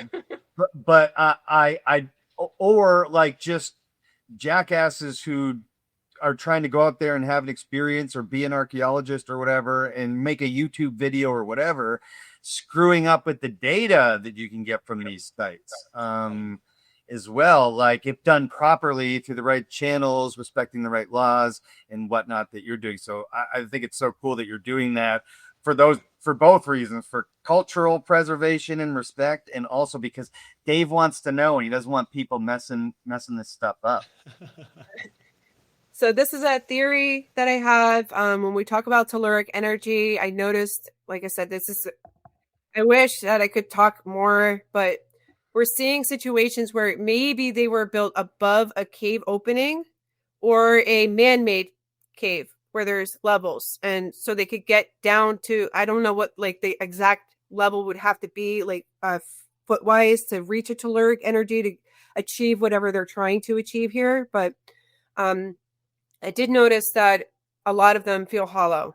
And there was a gentleman about 40 years ago that claimed that there was a cavity. I had done an endoscopic survey, and I really can't talk about much, but I can confirm that there was a cavity. And I did see some stuff, and this is where I have to like cut it off. I wish I couldn't, but like, nice. Just so that we don't like, lose the data per se, right. Hopefully soon I'll be able to go public with it. Oh, that's a great teaser though. That's I know it sucks so bad. Dave, you're muted. It just wouldn't surprise me at all that humans had a chamber below their structure on the ground, because humans do that shit all the time. Right. And oftentimes in ancient technology, even the pyramids are usually built upon a sacred well, spring, or mound. So something that originally starts coming up from underground. Yeah. This is just like a repeat slide. So like you can come through, you can probably just slide right by that one. Yeah, I just think it's a cool slide. Very well presented. Yeah, it was hard for me to like, I'm like, don't repeat. I'm like, I like this one. I'm going to keep it. But it just shows from a different perspective, Yeah. which I appreciate. Sorry, I'm flipping ahead. Okay. So, Jason, but keep going. This is that chamber in Gunjiwamp that I was talking about with the lintel stone over here has that isosceles triangle. That is the room that I was talking about that has the beehive shaped. It's corbelled, and then it has the blue stone capped on top of it. Mm-hmm. I was able to squeeze in there. I did have a theory that maybe like children in, for this particular chamber were the ones that were using it, because I don't really see like a full grown adult going in there. I don't know. Were they just putting their head in? I don't know. Like, and leaving the rest of their body out. That would make sense too, because, when we're talking about heart and brain coherence, maybe just the head needed to be in that room. And then the rest of the body where your heart is needed to be where this gallery is. In order to get that by the double effect. Yeah. That's pretty cool though. Yeah, this is like that. Like I said, I can't believe I didn't see this. I'm like at a loss for words. There's something to do with this triangle, and Randall Carlson probably is like the best person to talk about this. He's into this stuff, so I can't explain why they would put it. Seems deliberate why a triangle would be right there on that one lintel stone into the room. But it does seem to be that the sunlight does refract a little bit off of it during the solstice. So whether it was like a timer, like once it hit that part, then it's like you go in and you do what you got to do. It definitely seems deliberate, doesn't it, Jason? Yeah, it does. Let me unmute. It absolutely does. Some sort of a marker. I love the idea of all of these things facing different directions, different constellations. It's almost like you've got a little shopping mall for childhood trauma. Well, you need that cavern. You want to go up another dimension? Right down there to the left. Yeah. Very cool. Yeah, you don't want to wear your hearing aids anymore? Boom, going right. That's the center one. Yeah. I'm not promoting that because I don't want anybody to get like hopeful and then they go in there like, it didn't work for me. She's wrong.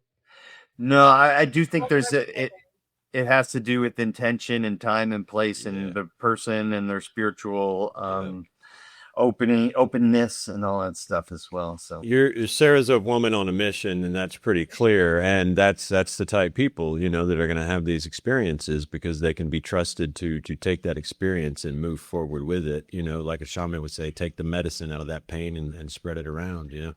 And I'm not even like ruling out that this mission wasn't meant for Sarah anyway, in some way. So right. This is that blue stone that I was talking about. I kind of gave like two different angles of it. One, like, not, I mean, they look exactly the same, but one's a little bit closer than the other. Well, you can also see the space, you know, in between the rocks.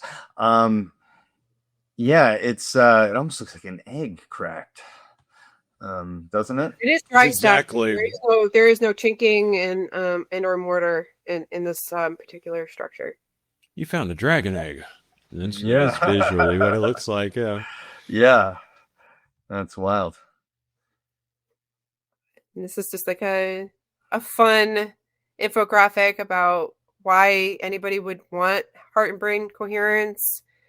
We're talking about maturation, you know, and through my research globally, I favored Sardinia, and I said this in my last interview, because they seem to have their narrative proper. They still remember why they had their chambers, and very quickly what they would do is they would inter a great one, like an ancestor, first, and then build the chamber above them, and it would have been used as a rite of passage for young men. So they would go inside the gallery for a few days and nights with deprived of their senses, so in complete darkness, no food, no water, and their job was to soak up all of the energy from the great ones, and then when they reemerged, they would become a man. So it was a rite of passage into maturity. Well, and heart brain coherence has, you know, a bunch of it's supported by a bunch of scientific research. Right. We have Heart Math, you know, Institute. I was a big fan of them, even as like 15 years old. I remember getting it when they were just coming out, and I was like, wow, this is amazing. And I didn't know anything back then. I just knew that it was cool and that it was something different that I wasn't learning in school. So it's nice to put the pieces together a little bit. Yeah, I would say that heart-brain coherence is what 95% of the modern population is lacking and needs. So it's not even their fault. Michael Jackson said they don't really care about us. No, they don't. So I just have to laugh at Sarah quick. You got super excited about this slide, and this makes me happy. This is where science gets to back me up a little bit. And so we have the lycometry, the mineralogy, dendrochronology, not so much hydrology. I haven't been able to prove that one quite yet, but you'll see in the next few slides why. And dendrochronology, I've only done like basic circumferences of trees. There is a chamber that just went up for sale. The guy's an artist, and he's totally, I don't want to get into it because I don't want to offend anybody, but everything's out of context right now. Like, he literally took a glacial erratic and put it up near the stone chambers. So people that drive by are like, oh, that's a standing stone that's always been there. It's like, no, I surveyed this property 4 years ago. That was not like that. And he cleared out all the trees that were there. He put a road right up against the chamber. He's going to build this cabin or something like right on top. That particular chamber has a lintel stone in the middle part missing because people want to try to help the chambers. I think trees were planted intentionally on top of them in some cases. So some people try to be a good Samaritan and they want to chop it down, and they don't realize that as the tree's falling, the roots are also taking up everything with it. So they get destroyed in a way. So I reached out to a contractor that was on site. I asked him to give the guy my number and to please reach out to tribal council first before he touches anything, because we're talking about 36 CFR 800, section 4 and 5, which kind of go into section 106, which is NAGPRA. And so if anybody takes a federal loan out for their property and their building, and these chambers are on them, or any historical, they can be fined for it. We're I have a friend, Renee, and I are trying to amend Law 157-1, and it's only been re-amended in the town of Putnam. New York is very slow coming when it comes down to like having the law back up these structures, because they just don't see them as right. Yeah, which is this, like you said on the slide, shatters that. That's wild. Yeah, because they're not technically classified under NAGPRA then, some of them, right? Right. So my I was using them as historical. That was like my loophole. And so that's why I reached out to SHPO, because if I could classify them at least as being historical, we can kind of like hold the gate a little bit, right, for the law to catch up, so that people can go in here and study them properly and definitively say they are root cellar, or they are a very, very old biotechnological structure that was obviously used for adaptive reuse. So we're working on it slowly. Amazing. I I don't even think about some of this stuff. That is wild to me. But I really I appreciate your efforts in that area very much. Absolutely, this is great. So this is getting into the archaeoacoustics, which is like one of my, like, I can't pick one. Like, they're all my favorites. You're gonna see me getting excited about like every slide. So this is like a basic. Do not book her and Ricardo on the same show. Okay? No. Okay, you two need to get together and do your own show. What? So it's the basic tuner app anybody can get on their phone. And my friend's got it. It's a very shoddy picture, but that's her singing bowl in the background. So I figured out that we have, not every chamber is the same. And so we have different dimensions on the inside. So some of them are like 8 feet wide by like 13 feet or whatever. So when we're talking about a standing wave, that could, like, music is healing. And so when you have a standing wave, my theory would be from sidewall to sidewall. You can go from the doorway, but you have to be like kind of like 1 foot in and then sing or use a musical instrument to the back of the chamber, and then it would come back to you. And so that's another amplification and like another senses that you're tickling. And my friend makes these dowsing rods out of copper. And it's interesting because she does a lot of experiments where she'll ask questions to the ether or the chamber or whatever. And in the beginning of our friendship, I was really on the fence about these. And I love woo-woo stuff. I feel like I'm kind of like in between, but I really wasn't like into this. And she was like, here, you try it then. Like, if you think I'm making it up, you do it. And I did. And I was a phlebotomist at one point in my life. So I am still. And I was asking a question and I felt the energy coming up through the rods and either going in or out. So that part I really can't explain, scientifically, but it's there. Of course, acoustics plays a role. That's one thing of course. This I get visions of like a rudimentary what's the hypogeum in Malta? Yes. These are exactly like that. And I love the hypogeum because we're talking about 111 hertz. And then for the earth resonance, it would be 432, I believe. So like I said, each chamber has a different resonance because it's a different size.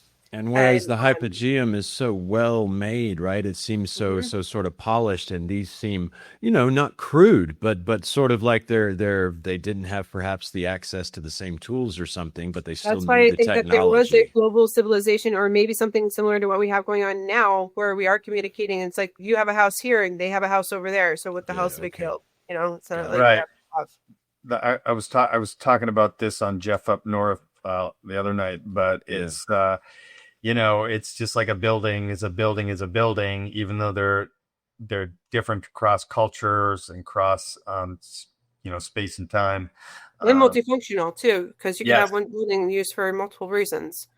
Exactly. So this is really cool.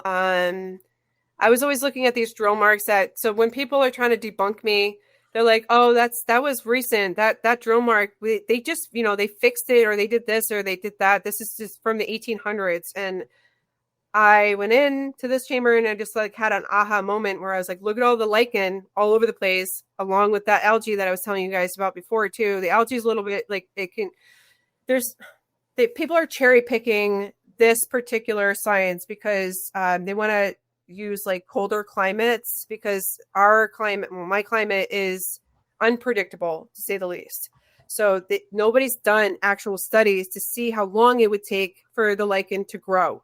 And when we're talking about measuring them, we have to measure the colonies. It's not just like the one little tiny, circle that you would see. One on the bottom here to the left is 80 inches long, and that's a green lichen. And when we see this drill mark over here to the right, you can see that they kind of wiped the slate clean. And I noticed that at the bottom of it, I think I have in the next slide, like a close up, that is a carbine drill bit marking right here in the bottom slide to the right. You could clearly see where it's, like it was like bap, bap, bap, bap, bap. It's like drilled out. And that would be from the 1920s and 1930s. So that's fairly new. And like I said, the lichen's non-existent here. And that's because they wiped it clean when they were chipping away at it, because they were trying to probably get out to put a door in here. I can't help but wonder if this is just root cellar. Is this just lazy thinking, lazy, like people with blinders on, just people had never paid attention, and I don't know. People can't accept it. The lichen, the evidence is right there. The lichen is huge. It's right. The evidence is right there. With the drill holes I found on that pile of rubble, Dave, on the Cahaba River, right? You look. That's how I first went. Oh, was you look in the drill hole and you go, the lichen is the same as on the out, right? It's very great observations. Not plug or even like antler picks. So like, since I steward the West Athens Hill site, I'm very familiar with quarrying and the tools that they use, even in Europe. So that's why Europe is so great when it comes down to these sites in particular, because everybody's like, "Oh, how'd you lowball that the weight for the lintel stones?" It's like, well, I found a similar site in Europe because they're a little bit more open, and to be fair, I just applied it here because it's pretty much the same exact structure. And if you think that I'm wrong, I invite you to come here and prove me wrong. I've literally asked people, I've asked them to come. I want to wine and dine them. They refuse to come. So, running my circus. This is just like a rough estimate about like the age that I got from just, there's black lichen. I think I have it in the next slide. Oh, this is Oh, sorry. Where do you want me to be here? I think it's like 2 slides forward. There it is. So this one's, I think 30 by 40. And then that's the 80-inch green lichen that I was telling you guys about before. That's a lot of time. Yeah, and the black tar lichen is very unique because when we're looking at the doorway, we're seeing a situation because the environment matters. Is it getting direct sunlight or indirect sunlight? And so that will either stunt the growth process or speed it up. And with this black tar lichen, there's absolutely no direct sunlight, and it's almost like in its own little environment. And so it has its own ability to grow at its own rate, and which is probably not a fast rate. And so that's where I got those numbers from. These ones. That's for the green. Oh, these ones. Yeah. Got it. This is just like piggybacking what I just said about like the environment. This is the black tar lichen. That's a patch 40 by 30. Oh, low ball. Like I said, low ball. It could be older. Which makes it obviously not like the cellar thing. This is highlight opal that I found with my UV light flashlight. I was curious because we don't really see in Mexico. They have like plaster and they put red ochre in them. They're very colorful and they're just like they have writing in them, and we don't really see that here. And to be fair, it could have been looted and ripped apart, and we still see chinking. I just did a very brief experiment at my house the other day with vinegar. I took 3 different pieces of chinking, and all 3 of them had different results. So one of them could be older. I read in the archives this mixture called Algonquin cement. And so when they were using these for ceremonial purposes, they were coating it almost like an eggshell if it was a burial. I don't want to really throw that out there because, like I said, I believe in looting. It's a real thing, but I do believe in education, and I do believe that people can become protectors and not collectors when we talk about these sites. And so that's why I'm willing to take the risk and the hits from people that are going to be upset with me for talking about it. But the Hyalite opal is probably one of my favorites. Like I said, I have like a million favorites. Protectors and not collectors. I love it. There you go. Yep. I love it. This is cool. So that's so cool. So the presence of this opal then, because it takes, how long, just like with the lichen, it takes to form. Right. Then you know that these were not root cellars because it couldn't have, and that's it why couldn't have formed this is underground. really interesting because the data that I got from here, if I'm correct, these might be stalactites or flowstone formations. And so these are on the roof slabs of the chamber. And above the chamber, we have earth. So I lowballed again about 2 feet of dirt. So we have, when we're talking about water dripping through that sediment and into the cracks of the chamber, that takes time too. So in the next slide, I think I put that up there, like how long it would take to go through the dirt and then how long it would take. It looks like a lot, but it's really not.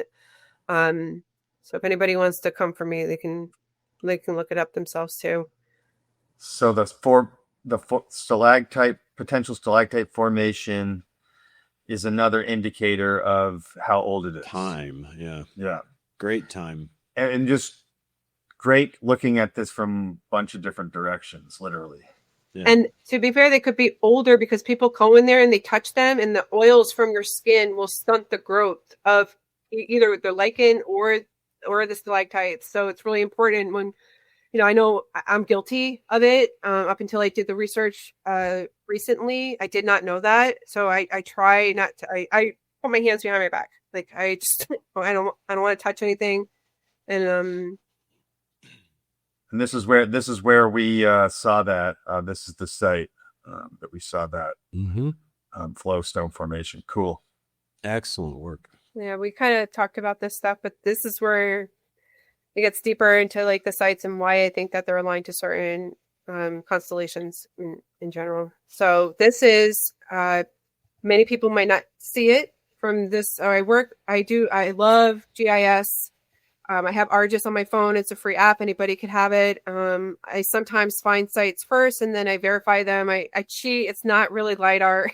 I use the topography map on it. And so this is Mystery Hill, which is America's Stonehenge. And I was doing an aerial view and I noticed that it looked very similar to a medicine wheel.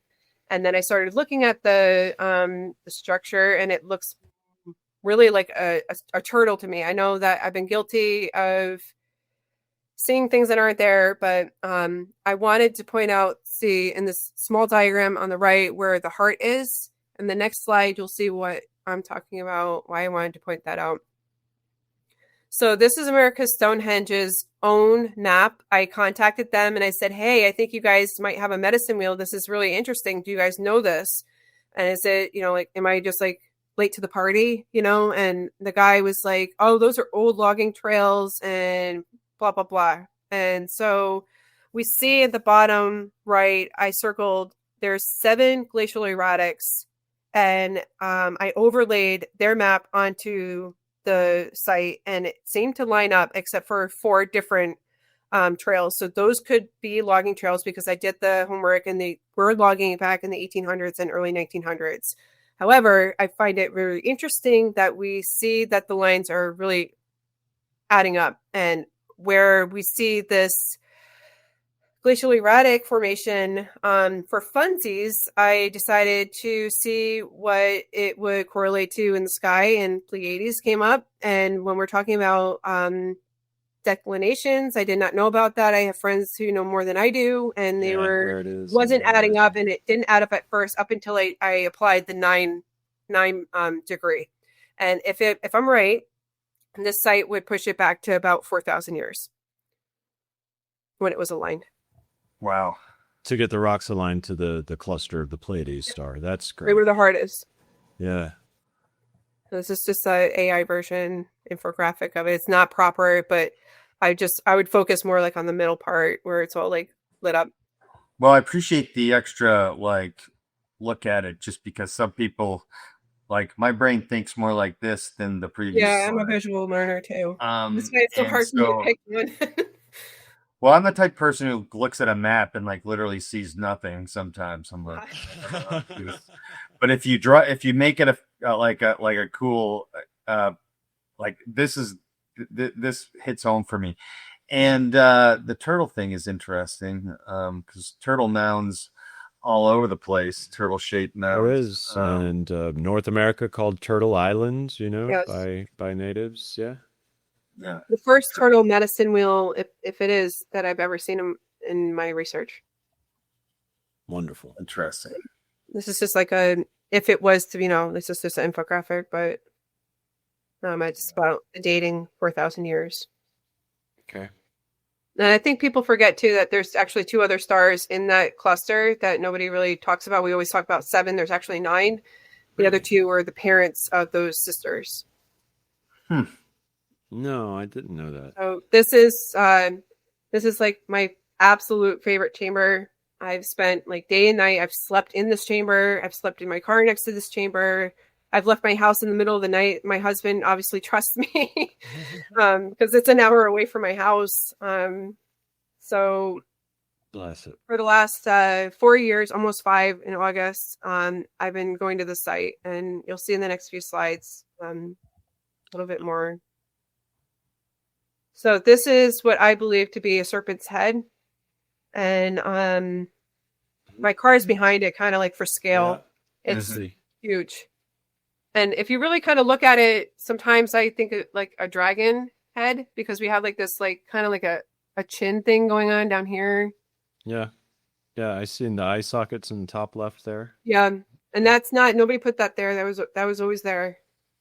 I like to see the shadow effect from certain angles, the whole like making things on the wall, because maybe that might give some more information on that. No, you're right, Dave. Light and shadow plays so much of a part in all this stuff, man. Yeah. Because you got to think they were by firelight, right? So what does something look like by the fire versus in the sun and all that good jazz? Yeah. Right. Or were they using plasma? Right. Which So this is the chamber, and the head would be to the right of it, and then the slide next to it, that's like the top of the head of the chamber, and then this is a window that it's looking right into. So that's what really started to grab my attention about like, okay, maybe this is something really important, because why do we see this rock that looks like a serpent's head looking into this window? Yeah, that makes sense to me. Okay, and those are the 2 side by side. This window is aligned to 13 degrees north, which is super important to the lunar standstill that we are like at the end of right now. We won't see it again until 2043, I believe. I think that's the for it. I haven't been able to do a successful experiment quite yet. The last time we tried to catch a full moon or a moon coming by, there was like nothing in the sky. It was so strange. I had 2 people with me. We're all gung ho. We're like, and we're getting older, so we're like, oh, we can't stay out forever. And then like, look, one's dropping, and then they go home, and then the other one's dropping. I'm like, all right, this is the dud. Like, we did nothing. This is just like a rendition of like what. Right. Yeah. Beautiful. This helps my brain. What? Okay, so what is this?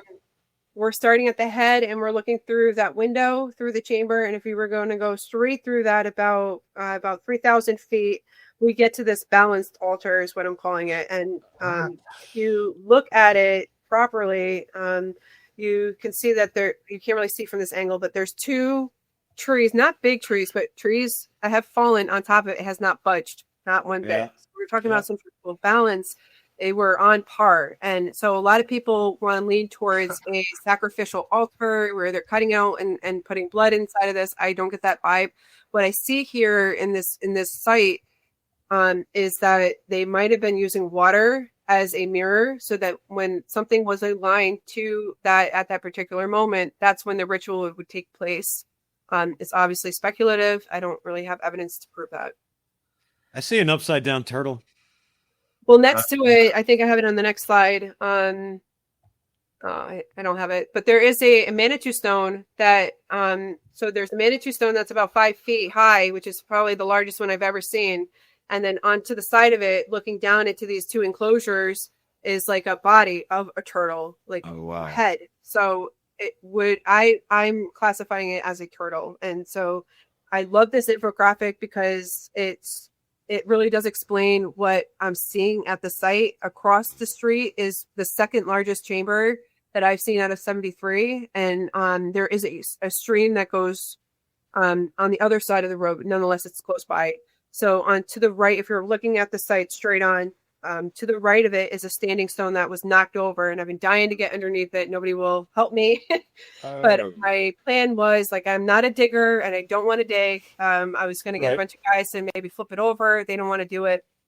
There might be inscriptions on it. There might not be. But then we have the standing stone. We have the serpent head. We have the chamber, the turtle, the altar, and then behind the chamber, if you were looking at it from an aerial view, it's about 131 feet long. So when we're talking about long barrows, particularly in England and Ireland, that's why in the beginning of my research, I started leaning towards them culturally. But then we see a situation where the head is detached, because at the end of that 131-foot barrow is this triangular stone. And that would, to me, represent the tail, but the head is still detached, and it's literally like taken off and put at a 90-degree angle to look inside the window. And I think I have it on the next slide what zodiac would be aligned to it at that particular. Yeah, and the Mayans had all this iconography, all these alignments, all the the exact same stuff in there. Like, for example, the most famous one, Chichen Itza or whatever, but like all their sites had all these same elements that we're looking at here. So I think that's cool. Agreed. So this is Ophiuchus, and this was the only zodiac that I could associate with this particular chamber because of the detachment. And right now the chamber is aligned with the Big Dipper, but if we were to dial back the time, which I've done on Stellarium, if I'm right about the site, again, 4,000 comes up a lot in my research. So between 4,000 to 4,500 years ago. Interesting. And this is just talking like into detail about what I said before about it, the 13-degree window. Lunar standstill. Incredible. I just basically said, I just ad-libbed. So the credit goes to Tammy for this photo. I told her not to do it because it's private property now, and they do have a lot of contractors going in and out of that site, so it gets risky, and I don't want to get anybody in trouble. I'm not promoting anybody to, they're not supposed to, but it's a beautiful photo. Yeah, she's got a great shot. I think this was before the guy put that glacial erratic up. So that's good for preservation purposes too, like not only on my end, but for her, because it's nice to have not all your eggs in one basket, So when I have all the data and she says I have it too, and it's not just coming from me. Yeah, which is better for everyone. Yep. So this is a site in Bearsville, which is a little bit past Woodstock, and we see a lot of portals. And these are cairns, and I did a close-up of the portal. This could possibly be a character called Mishu Pishu, who's from the Great Lakes area. Alligators are not predominant in New York anymore, but I couldn't help but notice that, and it's not pareidolia, that that looks like an alligator head, if not a something like a dragon or something. Maybe That's me too. Yeah. That's the first thing I thought of. And the portal would be him coming in and out of like the dimensions. Right. Wow. Yeah, I saw. I mean, pareidolia. I don't know about that. That site actually has over 300 cairns, all like condensed into one spot. Wow. They're huge. Some of them are like, I'm 5'2", and I was like, looking up. They're at least 7 feet high, some of them. This is Machu Picchu. You see the serpents below him. This is red ochre, one of my favorite. And then we see a ship off to the side, maybe Phoenician, maybe Viking. Not sure. Yeah. What timeline are we really looking at here? I'm interested in the horned dragon. Like what Right. what's going on there? So when we're talking about, everybody's aware, or most people are aware of the missing copper in the Great Lakes area. I was on the bandwagon for a very long time about trading with Europe, and that might have been the Bronze Age boom that we see, which I'm still on board with. But when we talk about funerary practices and cremation in general, that's what they were doing, and they were making these amulets of sorts out of copper, which they have pure copper. And so that site that I showed you with the serpent head, I found like this chalky green-like substance, and it was like bothering me for like years. I was like, why is this here like in front of the doorway? This doesn't make any sense. And then I started to go down the rabbit hole of what happens to copper when you burn it for ceremonial purposes, even if it was, not even just mixed in with somebody's ashes, not to get like, morbid or anything, but what is the transmutation process, right? So it would turn into like this green chalky like substance, and you can test it with vinegar. Oh wow. And so that's my next little experiment, is to get it to the site, and I'm gonna get like a dropper at this point. It's gonna be in my back pocket, and just do a little bit of a vinegar test, and if it changes color, then that means that it's copper. I'm leaning towards it probably being that. So it's not so much that it's missing, it's just not in circulation like how we would like it to be in our culture. We're always like circulating. We always want to see like, okay, X, Y, and Z, and 1 + 1 is 2, and where to go, right? So it's one at this point. It was sacrificed. That's so intriguing, and you really are detective working the absolute heck out of this. Exactly. It's really, really great. It's inspiring. So this is that chamber that I told you I had that experience in with the dome, and somewhat of a healing process. I've seen only 3. I can't show the picture of the third one because it's on private property and they asked me not to. But I did notice that there's like a false door of sorts on the right-hand side. And when we talk about Egypt, this is really important because it's only on the right-hand side that we see false doors. And if they are for burial purposes, we're looking at a gateway for the spirit, particularly in the morning when the first sunlight hits it, to be reborn. And it looks just like a regular, like a circle, but it's actually not. There's a space in between. I was able to measure it. It goes 3 feet in. So it's cylindrical, and it's like a plug of sorts. Wow. Yeah. And go ahead, Jason. You could No, probably. I was just unmuting in case I needed to that time. Okay. Nothing to say. Did you tell us about the experience? Like what happened? Oh yeah, you did. Yeah, my bad. Yeah. All right, sorry. Continue.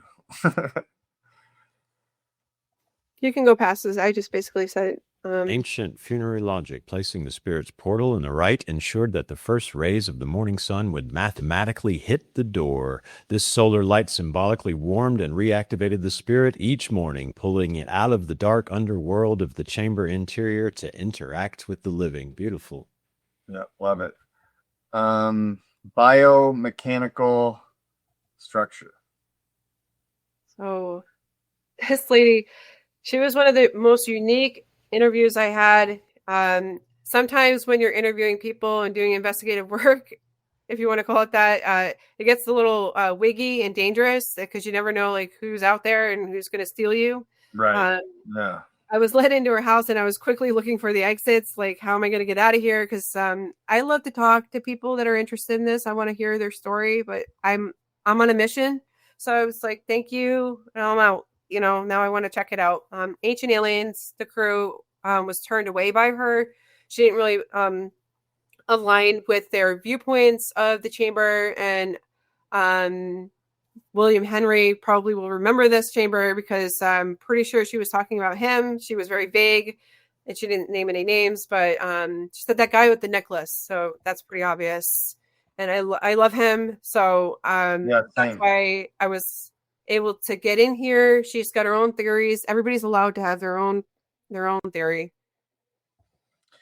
Can I send this picture to him? But this was the first chamber that I saw. Yeah, you should. Yes. The main lintel stone. We see like some of them get really fancy, where they almost have like they're like different thumbprints. Somebody's got like their own like artsy, right. touch to it. Some have like circles. Some have they're just unique. Yeah.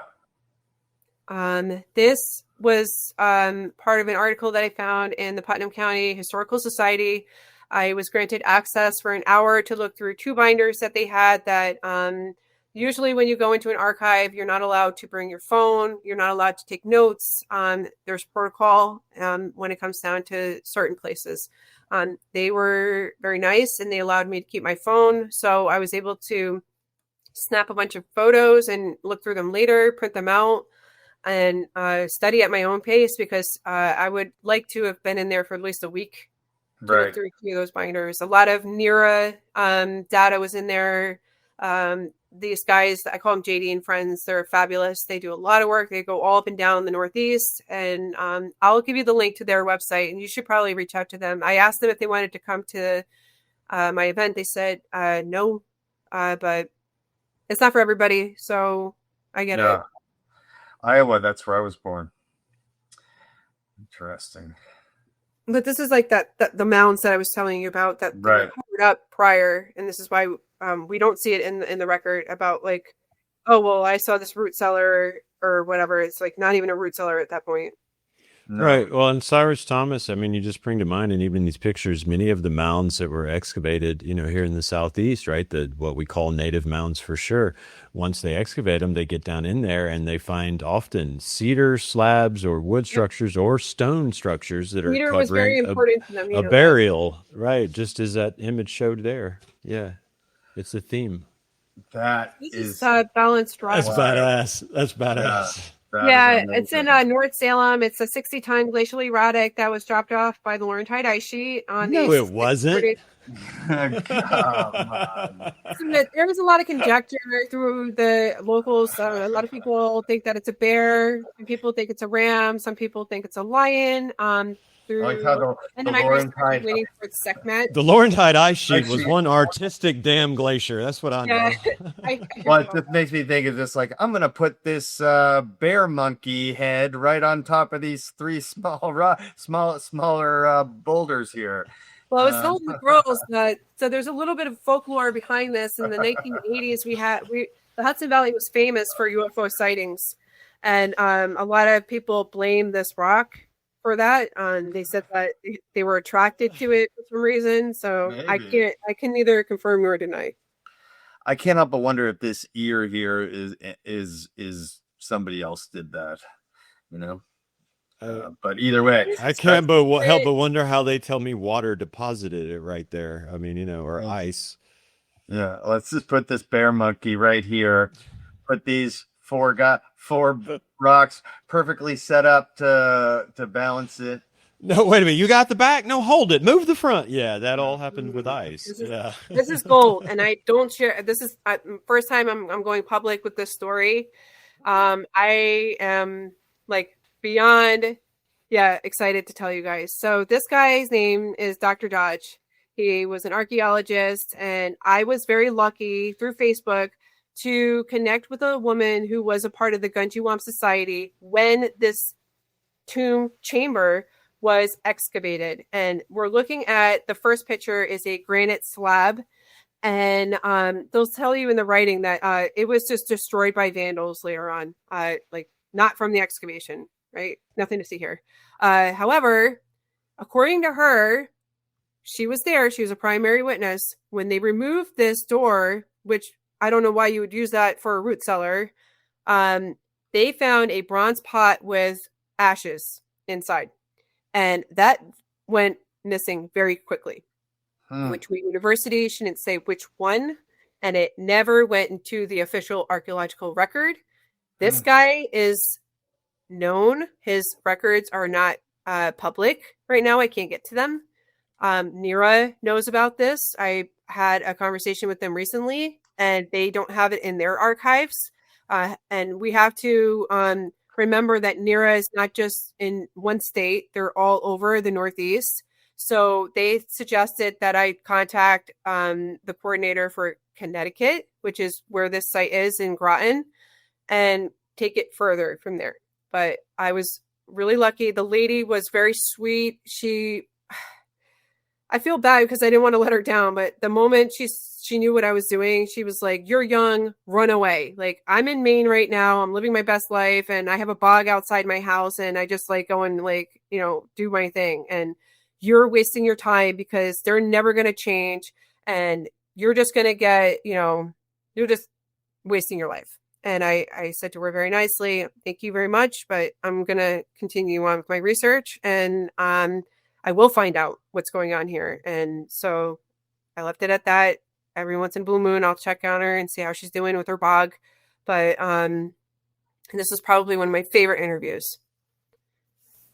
I'm not going to tell anybody her name just for privacy purposes. Breaking today on Dave's Multiverse right there. Right. Grave robbery to report thanks to diligent citizen journalist Sarah Flint. Yeah. Sorry, I'm flipping slides here. Yeah. This is kind of like what I was talking about in the beginning about the debugging with the AI. Oh, right. Yeah. System by creating AI, the biological sensors provide the universe with the algorithmic tool necessary to debug itself. Maybe Jacqueline said that to me in not so many in different words, but she thinks that. Okay, that's cool. Yeah, I fall on a different fence with AI, and Sarah, what we love is we all disagree. Like Ricardo's on a different fence than me, and that's how we all grow, right? And I'm tending more towards it's anti-human, and that doesn't fit with my worldview of what we're doing here. I'm stealing this directly from Joe Rogan, but it's the technological butterfly, right? Yeah. It's the idea that this is what humans do. And we create technology that's better than the last one we had, until eventually, we give birth to something else. Yep. And maybe this is just what we do. And we're experiencing right now the social, energetic ramifications of because, birth is a violent. It's not violence, the wrong word. It's a traumatic event, right? Yeah. It's beautiful. Not gave birth twice, so yes. It's a traumatic event both for the baby and the mom. And when I say trauma, well, now I was there to cut the cord. It was pretty traumatic for me too, Dave. Let's be fair. There you go. You made it farther than most guys. So as we're birthing this new version of ourselves technologically, and I go back and forth on this, but we're just experiencing what that feels like, the trauma of that in a civilization sized frame of reference. You know what I'm saying? But I would like to add too, if it is consciousness on a level where it is already sentient and AI already, where that we're looking at something much, much older than what we're familiar or comfortable with, was it already part of not evolution, but of the process of going bio to, back to technological and bio back to technological, like in cycles. So yes, it's just like the version that we see now, obviously, because we can't see any, we don't know what the past is, because obviously we've been lied to on across the board. yeah, and it makes sense that it happens, that would happen in cycles as well, because, well, everything happens in cycles. Okay. It does. Yeah, I come from a weird place on it too. I mean, we come from weird places, and we're all weird here. But there from my sort of material and spiritual sort of being united in man viewpoint, I know that there are many entities and consciousnesses within this whole universe which we can't see and know, which either exert control or wish to exert control here and do not incarnate here, probably by divine design. They're just, they're not meant to be in this material realm. And I see much of this technology as perhaps a way for those entities which wish to have exertion here to perhaps hypothetically gain that exertion, right? And that to me is probably bad for humanity in the long run. Wouldn't that be survival? And at the end of the day, not if those motherfuckers aren't supposed to be here and they're here to hurt us. This is where I used to say, like, even evil wants to practice evil in peace. So when we draw the line of like what is evil and what is not evil, isn't that perception? It sort of is, but I mean, genocide in the whole country is, like, to me, like, genocide's evil. I'm going to call that evil. Stealing people's children is evil. I'm going to call that evil, right? I mean, I don't, that's just, that's ill intent towards humanity, right? Right there. And if you have ill intent towards humanity, I don't damn want you here. And I'm pretty sure the creator doesn't either. And so if you're going to use some of this, manufactured ways to get in here, then I don't like it, but that's just me. I go back and forth with an agnostic view about it as well. Like I can it's all supposition. I can think about it in both ways. Like I could think about it in like, I don't know, herds or colonies of species, like killing off, weaker parts of it and stuff like that. You see examples of that in nature. And I know the argument is we're more divine. We're made in an image, and we're a higher level of consciousness. And I would agree with that. I just don't know what part of the spectrum we're on. So right. I just wanted to shout out Tammy, because she just sent me this live while we were talking. She said happy solstice. So I'll go back to the slideshow, but I just wanted to. Tammy's gonna like that. I blame Christberg. So this is probably at Lewis Hollow over in Woodstock. Okay, are all of those stacked on the bottom, or was that one stone on the bottom, Sarah? So that's probably Manilas limestone. Don't quote me on that, but that's very prevalent in the area. And so where she's touching, those would be called spirit stones. So it's a commemorative area where obviously it meant something to. There's another one. Them there. Quartzite.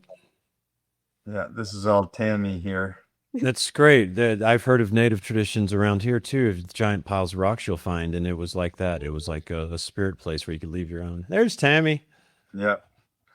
But we'll get back to the slides. I just wanted to shout that out because it was within context. I love Tammy. Absolutely, it was. Okay, so Shaman, you wanted me to talk about the drone, the underwater drone. I did. I believe that underwater archaeology is going to be so very important to the future. Not only here, look, where I live, Sarah, what's got me so interested in it is all these man-made lakes. They flooded all the native towns that were along these creeks and rivers. Yeah. But as the continental shelf and all the stuff you're talking about too is huge when you're talking lost civilization. So yeah, you've got me intrigued with this for sure. So these are my notes from this morning. This is all new. These are just theories and ideas about how I would be able to conduct the drone. And so my plan would be to have a base for that particular spot that we would be looking into. And so the main issues that we have with especially the ocean is salt water. And so when we're talking about GPR, the waves are not able to they get blocked. So that's why people are saying that they can't do it and that it's just impossible. And so my theory would be that we have somewhat of a probe of sorts. And so when we're going, I think I have an infographic on the next slide about it. Oh, that's right into West Point. I don't know why. Oh, I'll get into that. But in there. So I should have had the slide in for the drone. I might not have put it in there. So basically what my plan was is that we have yeah, there we go. That one. So we have like a base, and then connected to that, this is all speculative too, because this is one of the main issues is to not for Wi-Fi. This would just be for data stored and then retrieved later. So this is a line that we could send artifact, like I call it a to-go bag, up to this buoy up here, so we can collect it later, and then the data would be stored there, and then that would then in turn go wireless, so that you can get that wherever on your laptop or at the coast or wherever you're at. So we have a base here, and then very close by we have the drone. And so what's going on here is that we have somewhat of a borehole, but my plan was, instead of it being a circle, would be a diamond shape. So when we collapse it, it's almost like a shovel, and it's able to cut through the silt and all the material, like soil that we need to get through in order to get the correct waves to read through what we're trying to get a GPR reading on. And so the drone has like a double purpose. So it's closing the hole so that nothing can go inside of it. So it's going as far as it can away from the salt water is everywhere. It's even penetrated within the silt and the dirt. So this is part of the issue. But I believe that if we get to a certain spot, it would open up an opportunity for the waves to be able to transmute and go through and do its job, where we're seeing an X-ray version of like what we're trying to get. And then I just have we have to be, realistic. How are we going to power this? How is it going to be, efficient? So this is kind of like where I was talking about, where it was the silt trap. This is where the drone stays on top. Then we have a gasket seal. This is not new. They use this today in most of these situations. Mm-hmm. And then we have a total seawater lockout. So it sits flush against. I had a theory, because GPR has to be making contact at all times in order to get a reading. And so when we have the salt water, it's already an issue. So if we break through and we go past that, we might be able to get readings, is what I'm saying through this diagram. Interesting. That's amazing. Okay, problem solver. Let's add to her resume. Yeah, I wanted to do these West Point slides too. So quick. yeah, I was talking to you about, I found data without them, and I had a friend in England. We're not really communicating as much as we used to. Not for any nothing happened bad. Right. We just got lives get busy. So he was able to access British archives on his end. And when we're talking about being non-biased, the cartographers were able to draw up our area without any political, issues, and they're going to draw the landscape the way it was.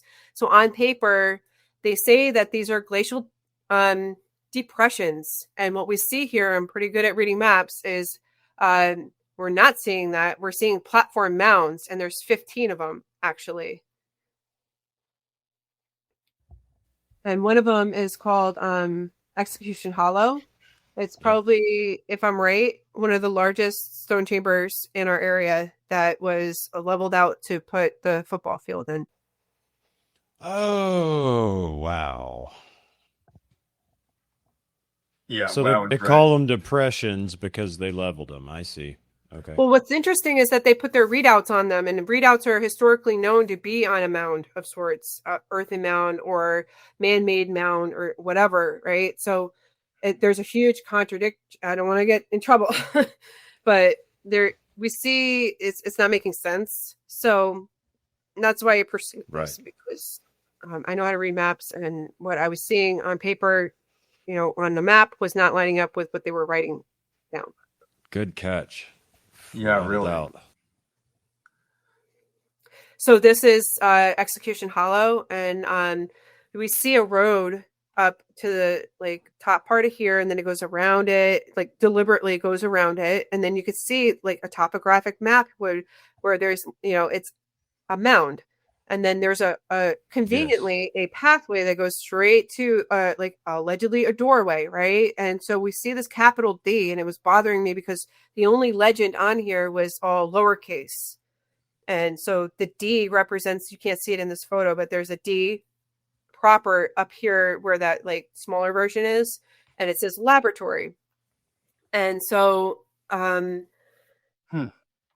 I looked into it further, the capital D does represent something. I can't really talk about it, but long story short, you can see that it's a mound. And what happened was Execution Hollow, the building itself, was demolished, and I believe in the early 1900s, and then they just filled that glacial depression in, and that's what created the mound. But meanwhile, this picture was this drawing, this cartography was before that happened.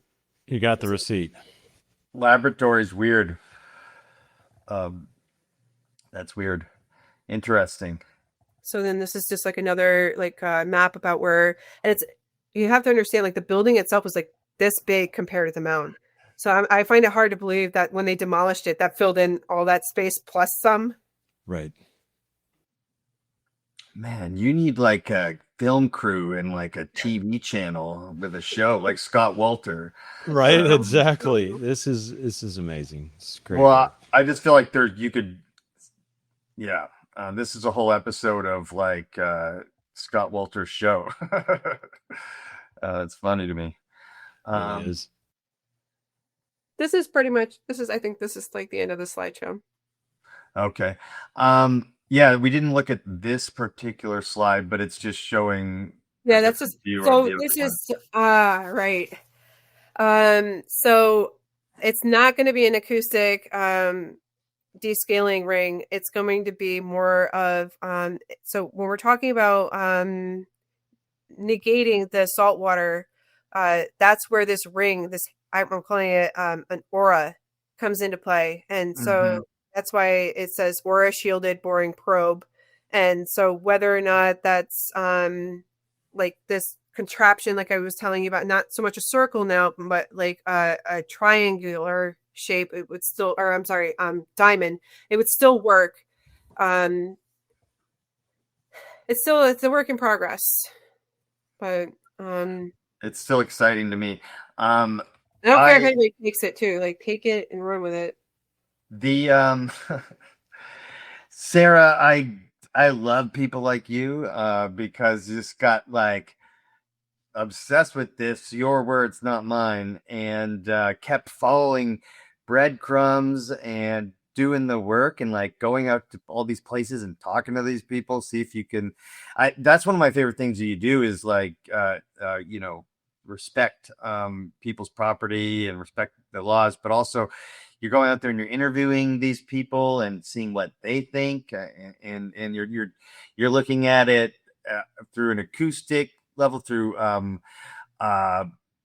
biological, celestial alignments. You're taking all that. That's not even it, all of it. I don't think I named it all. And you're really being a detective, a scientific detective, as well as a historical detective. Yeah. Right. And I'm just blown away. That's why the reason why Tammy sent me that picture was because I sent her a Facebook message while we were talking, dude, I think the exact words were, dude, this chick is blowing my mind over here. Thanks so much.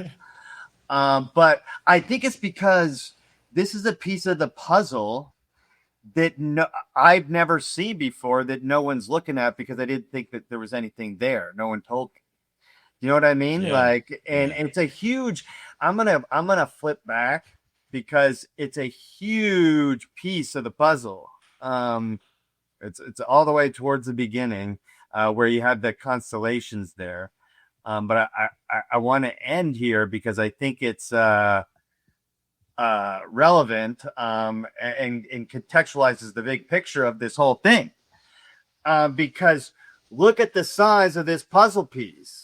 Right, Jason? Yeah, absolutely, dude. I mean, look, when I look at this, it's like I said in the beginning, I see the map in my head of over in Europe where we have all those stone structures. And here I have all of these that again, I'm going to go with you, Sarah, in my limited knowledge and say, you can't tell me all of these were somehow agriculturally related, and modern productions. I don't see it either.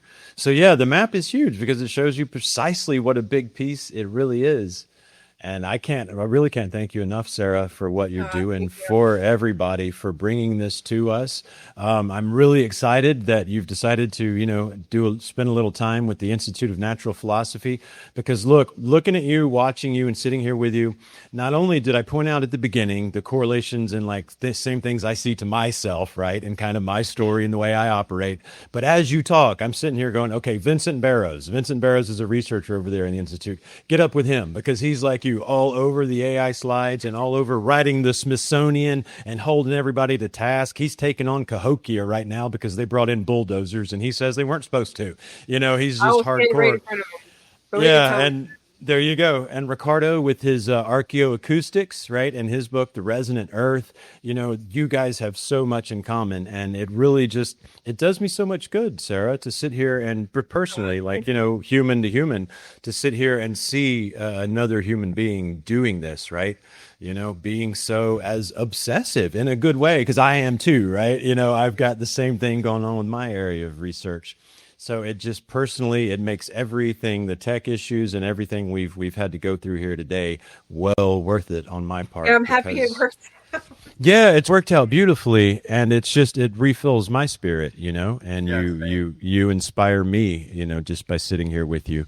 And I'm fortunate to be getting to know you and to have you over at the Institute, where we'll be, following your work much more closely, and we really, really appreciate it, Sarah. Yeah.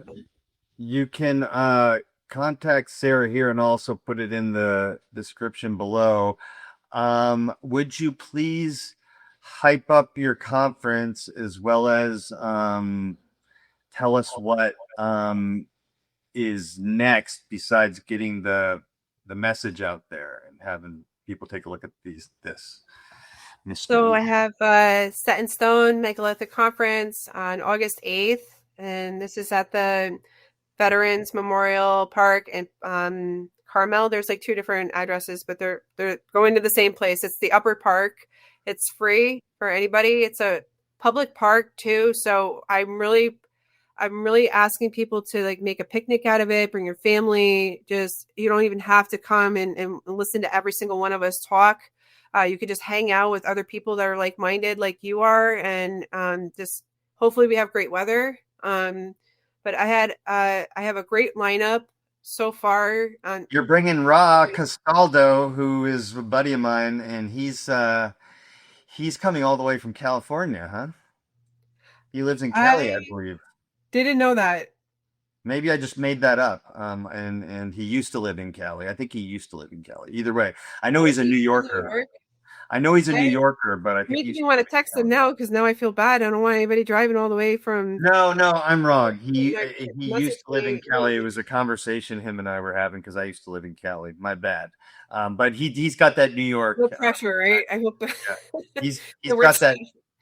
Yeah, but that's exciting that he's going to be there, because he's a super interesting guy who's been researching this topic for a very long time, and it fits in with this. I like how it's free. It's indoors or outdoors? So as of right now, a friend of mine who's helping me co-host had suggested that we do it in this. It's a very historic barn. It's huge. So we'll see how that works out. I didn't want to do it in the barn because it's going to be August and it's going to be hot, but it is we're talking about like a dirt, foundation, so it could be a little bit cooler than I expected. Yeah, cool. But if it rains, it's an option. We can go in there. It's darker, so people that have their slides, it'll be, people can see it better. And then I have a kitty corner. My plan is to do like a tent, like a mock tent of a chamber, and do the celestial alignments on the inside of it for them, and maybe do like a scavenger hunt to find the highlight opal with I have like, my UV light, and let the kitties go in there and check that out, coloring books, stuff like that. Brilliant. And after the lineup, Renee's going to do like a sound bath for people. It's like public, it's a public park. So there's a nice stage. So it's, like I said, it's just, hopefully I could care, I can't say I could care less, but if 5 people show up, I'll be happy. And if 500 people show up, I'll be ecstatic. You know what I mean? On a whole nother level. I didn't think I was going to get this far. Like I said, as an introvert, this is really out of left field for me, but to do it. And, yeah, getting out of that comfort zone means you're moving forward. That's what it means, Sarah. When you find yourself in that place, just getting outside your comfort zone, and it came out of left field, you can trust that shit. And bravo. That's what you get from me, is bravo. It doesn't matter what happens here. I see that you're getting the ball rolling and you're moving in a whole new direction. Doors closing and the new chapter opening is what I see happening. So congratulations, Sarah. Thank you. Jason, did you know any of this? Like, no. As far as that area and all the different, yeah. Not the amount, man. No, my knowledge was vague. I knew there were some stones. Like, she only showed us a couple. Like, there's a bunch of them. They're everywhere. And I have the same feeling I had when I looked at that map first a couple of years ago in Northern Ireland, and I went, "There's how many?" Yeah, it's like when I was talking to Greg Little, and I was like, yeah, there's like a few hundred mounds in Iowa. He's like, a few hundred? How about 20,000? And I was like, what? Like, that doesn't even. But I think it's all, they all have the same properties and shit. So like, there are whole worlds we don't know about sitting right here on this continent we're on right now. Yeah. And to be fair too, we have a lot of development. So the context is gone, and there could have been a whole lot more. They're developing like crazy here in North Georgia, and there are mounds in North Georgia that like people that are or barely documented, that are like around these small towns that are getting like data centers put in next to them and stuff like that. Yep. It's wild, man. So. Drive by it every day. It's such a weird world to live in, man. We know what these things are and we see them, but then when we drive by and we see them being dug up, right? It's just it makes no sense. But you wouldn't do that to a modern cemetery, and I'm not. No, you wouldn't. That. I'm not trying to do that. But. Right. Yeah. There's just different ways to look at it. It's just such a puzzle. It gets me these kind of, especially when I get a new piece, because like I've been doing Egypt forever, like since I was a kid. I've been doing Mesoamerica since I was a kid, and I've been, you watch a million documentaries, but when you see something new in a way that you hadn't seen it before, it's not that I didn't know that some of those things existed. I just didn't know the extent of it. I never really thought, could this be connected to the same? But it seems obvious to me at this point. Why wouldn't there be all these similar structures, North America, in northeast of North America, because they're everywhere else. You would like this story real quick. I read in the archives, and it sucks because when I do get like on this tangent where like I have to go here and I go here, and it's like another clue and another clue. I read in the archives, don't quote me, but at one point, the Egyptians did come here, and that the shamans took them inside the caves on the Appalachian Mountains, and they were so inspired by the telluric energy that they experienced there that they went back to Egypt and they started building the pyramids.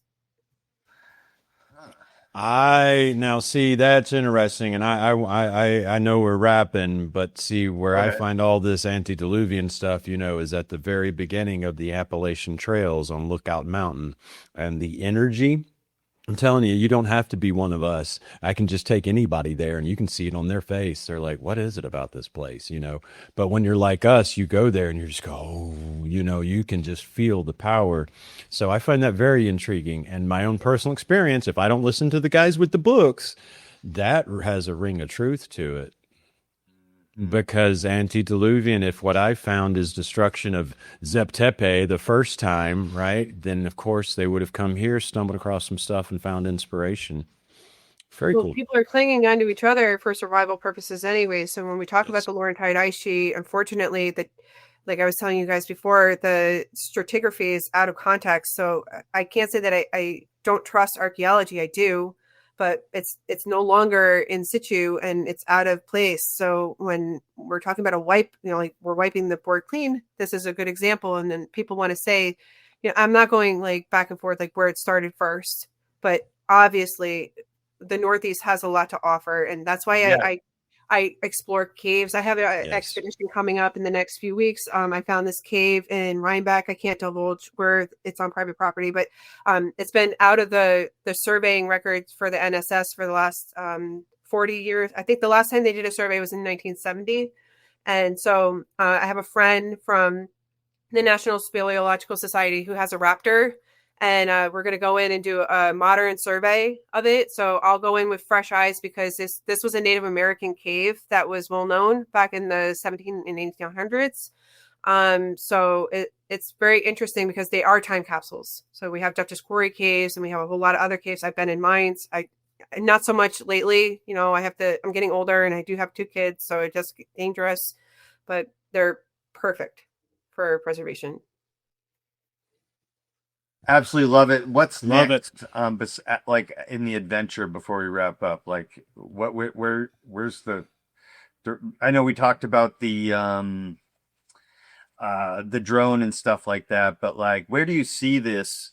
Because you're starting a conference, you're starting to get into with the Institute, you're doing podcasts. Like, it seems like you're really trying to get the message out there. Where do you see this? Where do you want this going?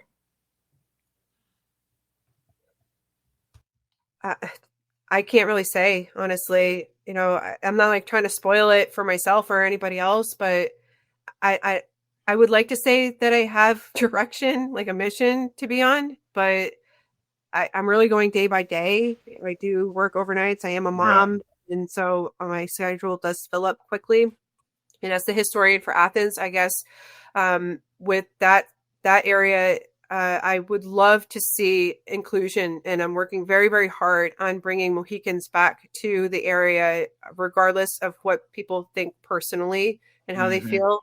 They've been out of the narrative for a while now, and I have to be careful about what I say because a lot of my First Amendment rights have been taken away within the last few months. So I'm not. I would not classify myself as a politician at any means, but when I want to not play sides, but be careful so that people can benefit in the future when we talk about healing generational trauma. That's like my next big mission, I guess you could call it, as bringing Mohicans home so that they can steward their own lands and that they can be a part of the community like they were always, because when the Dutch were, not going back in history too far and wasting too much time here, but they were cohabitating with the Dutch perfectly fine up until we started having the Beaver Wars and pressure from the government that was ruling at that time to push them out by the 1800s. And it was really sad to see in some of the archives people's personal handwritten notes of saying that they missed their neighbor because they were such loving people, and that I work with the Zion Lutheran Church. So they adopted me and made me their official historian, and they have their 325th anniversary coming up in 2 years. So this is going to help highlight, because they were congregating in this church together. And when they say that they were not around, and that I have to remind people that they have sovereignty for a reason, And so when we talk about, priding yourself on being inclusive, let's walk the walk and actually bring people home. And I just want to make sure that they can tell their own story. I'm not trying to tell their story for them, but if I don't talk about it, then it's not going to happen for the next 50 years or the next 100 years. So it's a tightrope that I'm walking right now. It sounds like the most important mission of all that you're on. And you're also a literal super mom up in here. All moms are super moms, but you know, like you did your thing, and then once they were old enough, you're like, okay, now's my time. I'm gonna do my thing, and this is what I'm passionate about. Your passion really shines through too. Yes, it does. And I could see this message getting out there. I could see these ideas getting out there, and the more people looking into it and asking questions and helping with the search, and that's what this shit is all about, man. I love this shit. That's it, man. I just like talking to people about it, and then like the message gets out that way. That's my contribution. I appreciate you very much for allowing me to, like I said to the girls, like be transparent and to get this message out, because it matters, because it's not easy sometimes. Hey, you're welcome. And thanks again, Tammy. Final words, Jason, before we wrap. No, man, I need to hurry up, meet this plate of dinner, because I've got another 2-hour podcast. The Roundtable Chronicles is kicking off here in about an hour. That actually took 4 hours. Nice so job, I better do that. And thank you so much, Sarah. That's all I have to say in closing. Is thank you for being you and bringing this to us. Our best future requires the truth of our past, and you epitomize that, and I look forward to working with you more in the future, Sarah. Light, love, truth. What's up, humans? If you're enjoying this content, please take a moment to like, subscribe, and hit the notification bell so you don't miss a thing. Megan and I are very grateful for all of your support, so thanks for joining the Multiverse.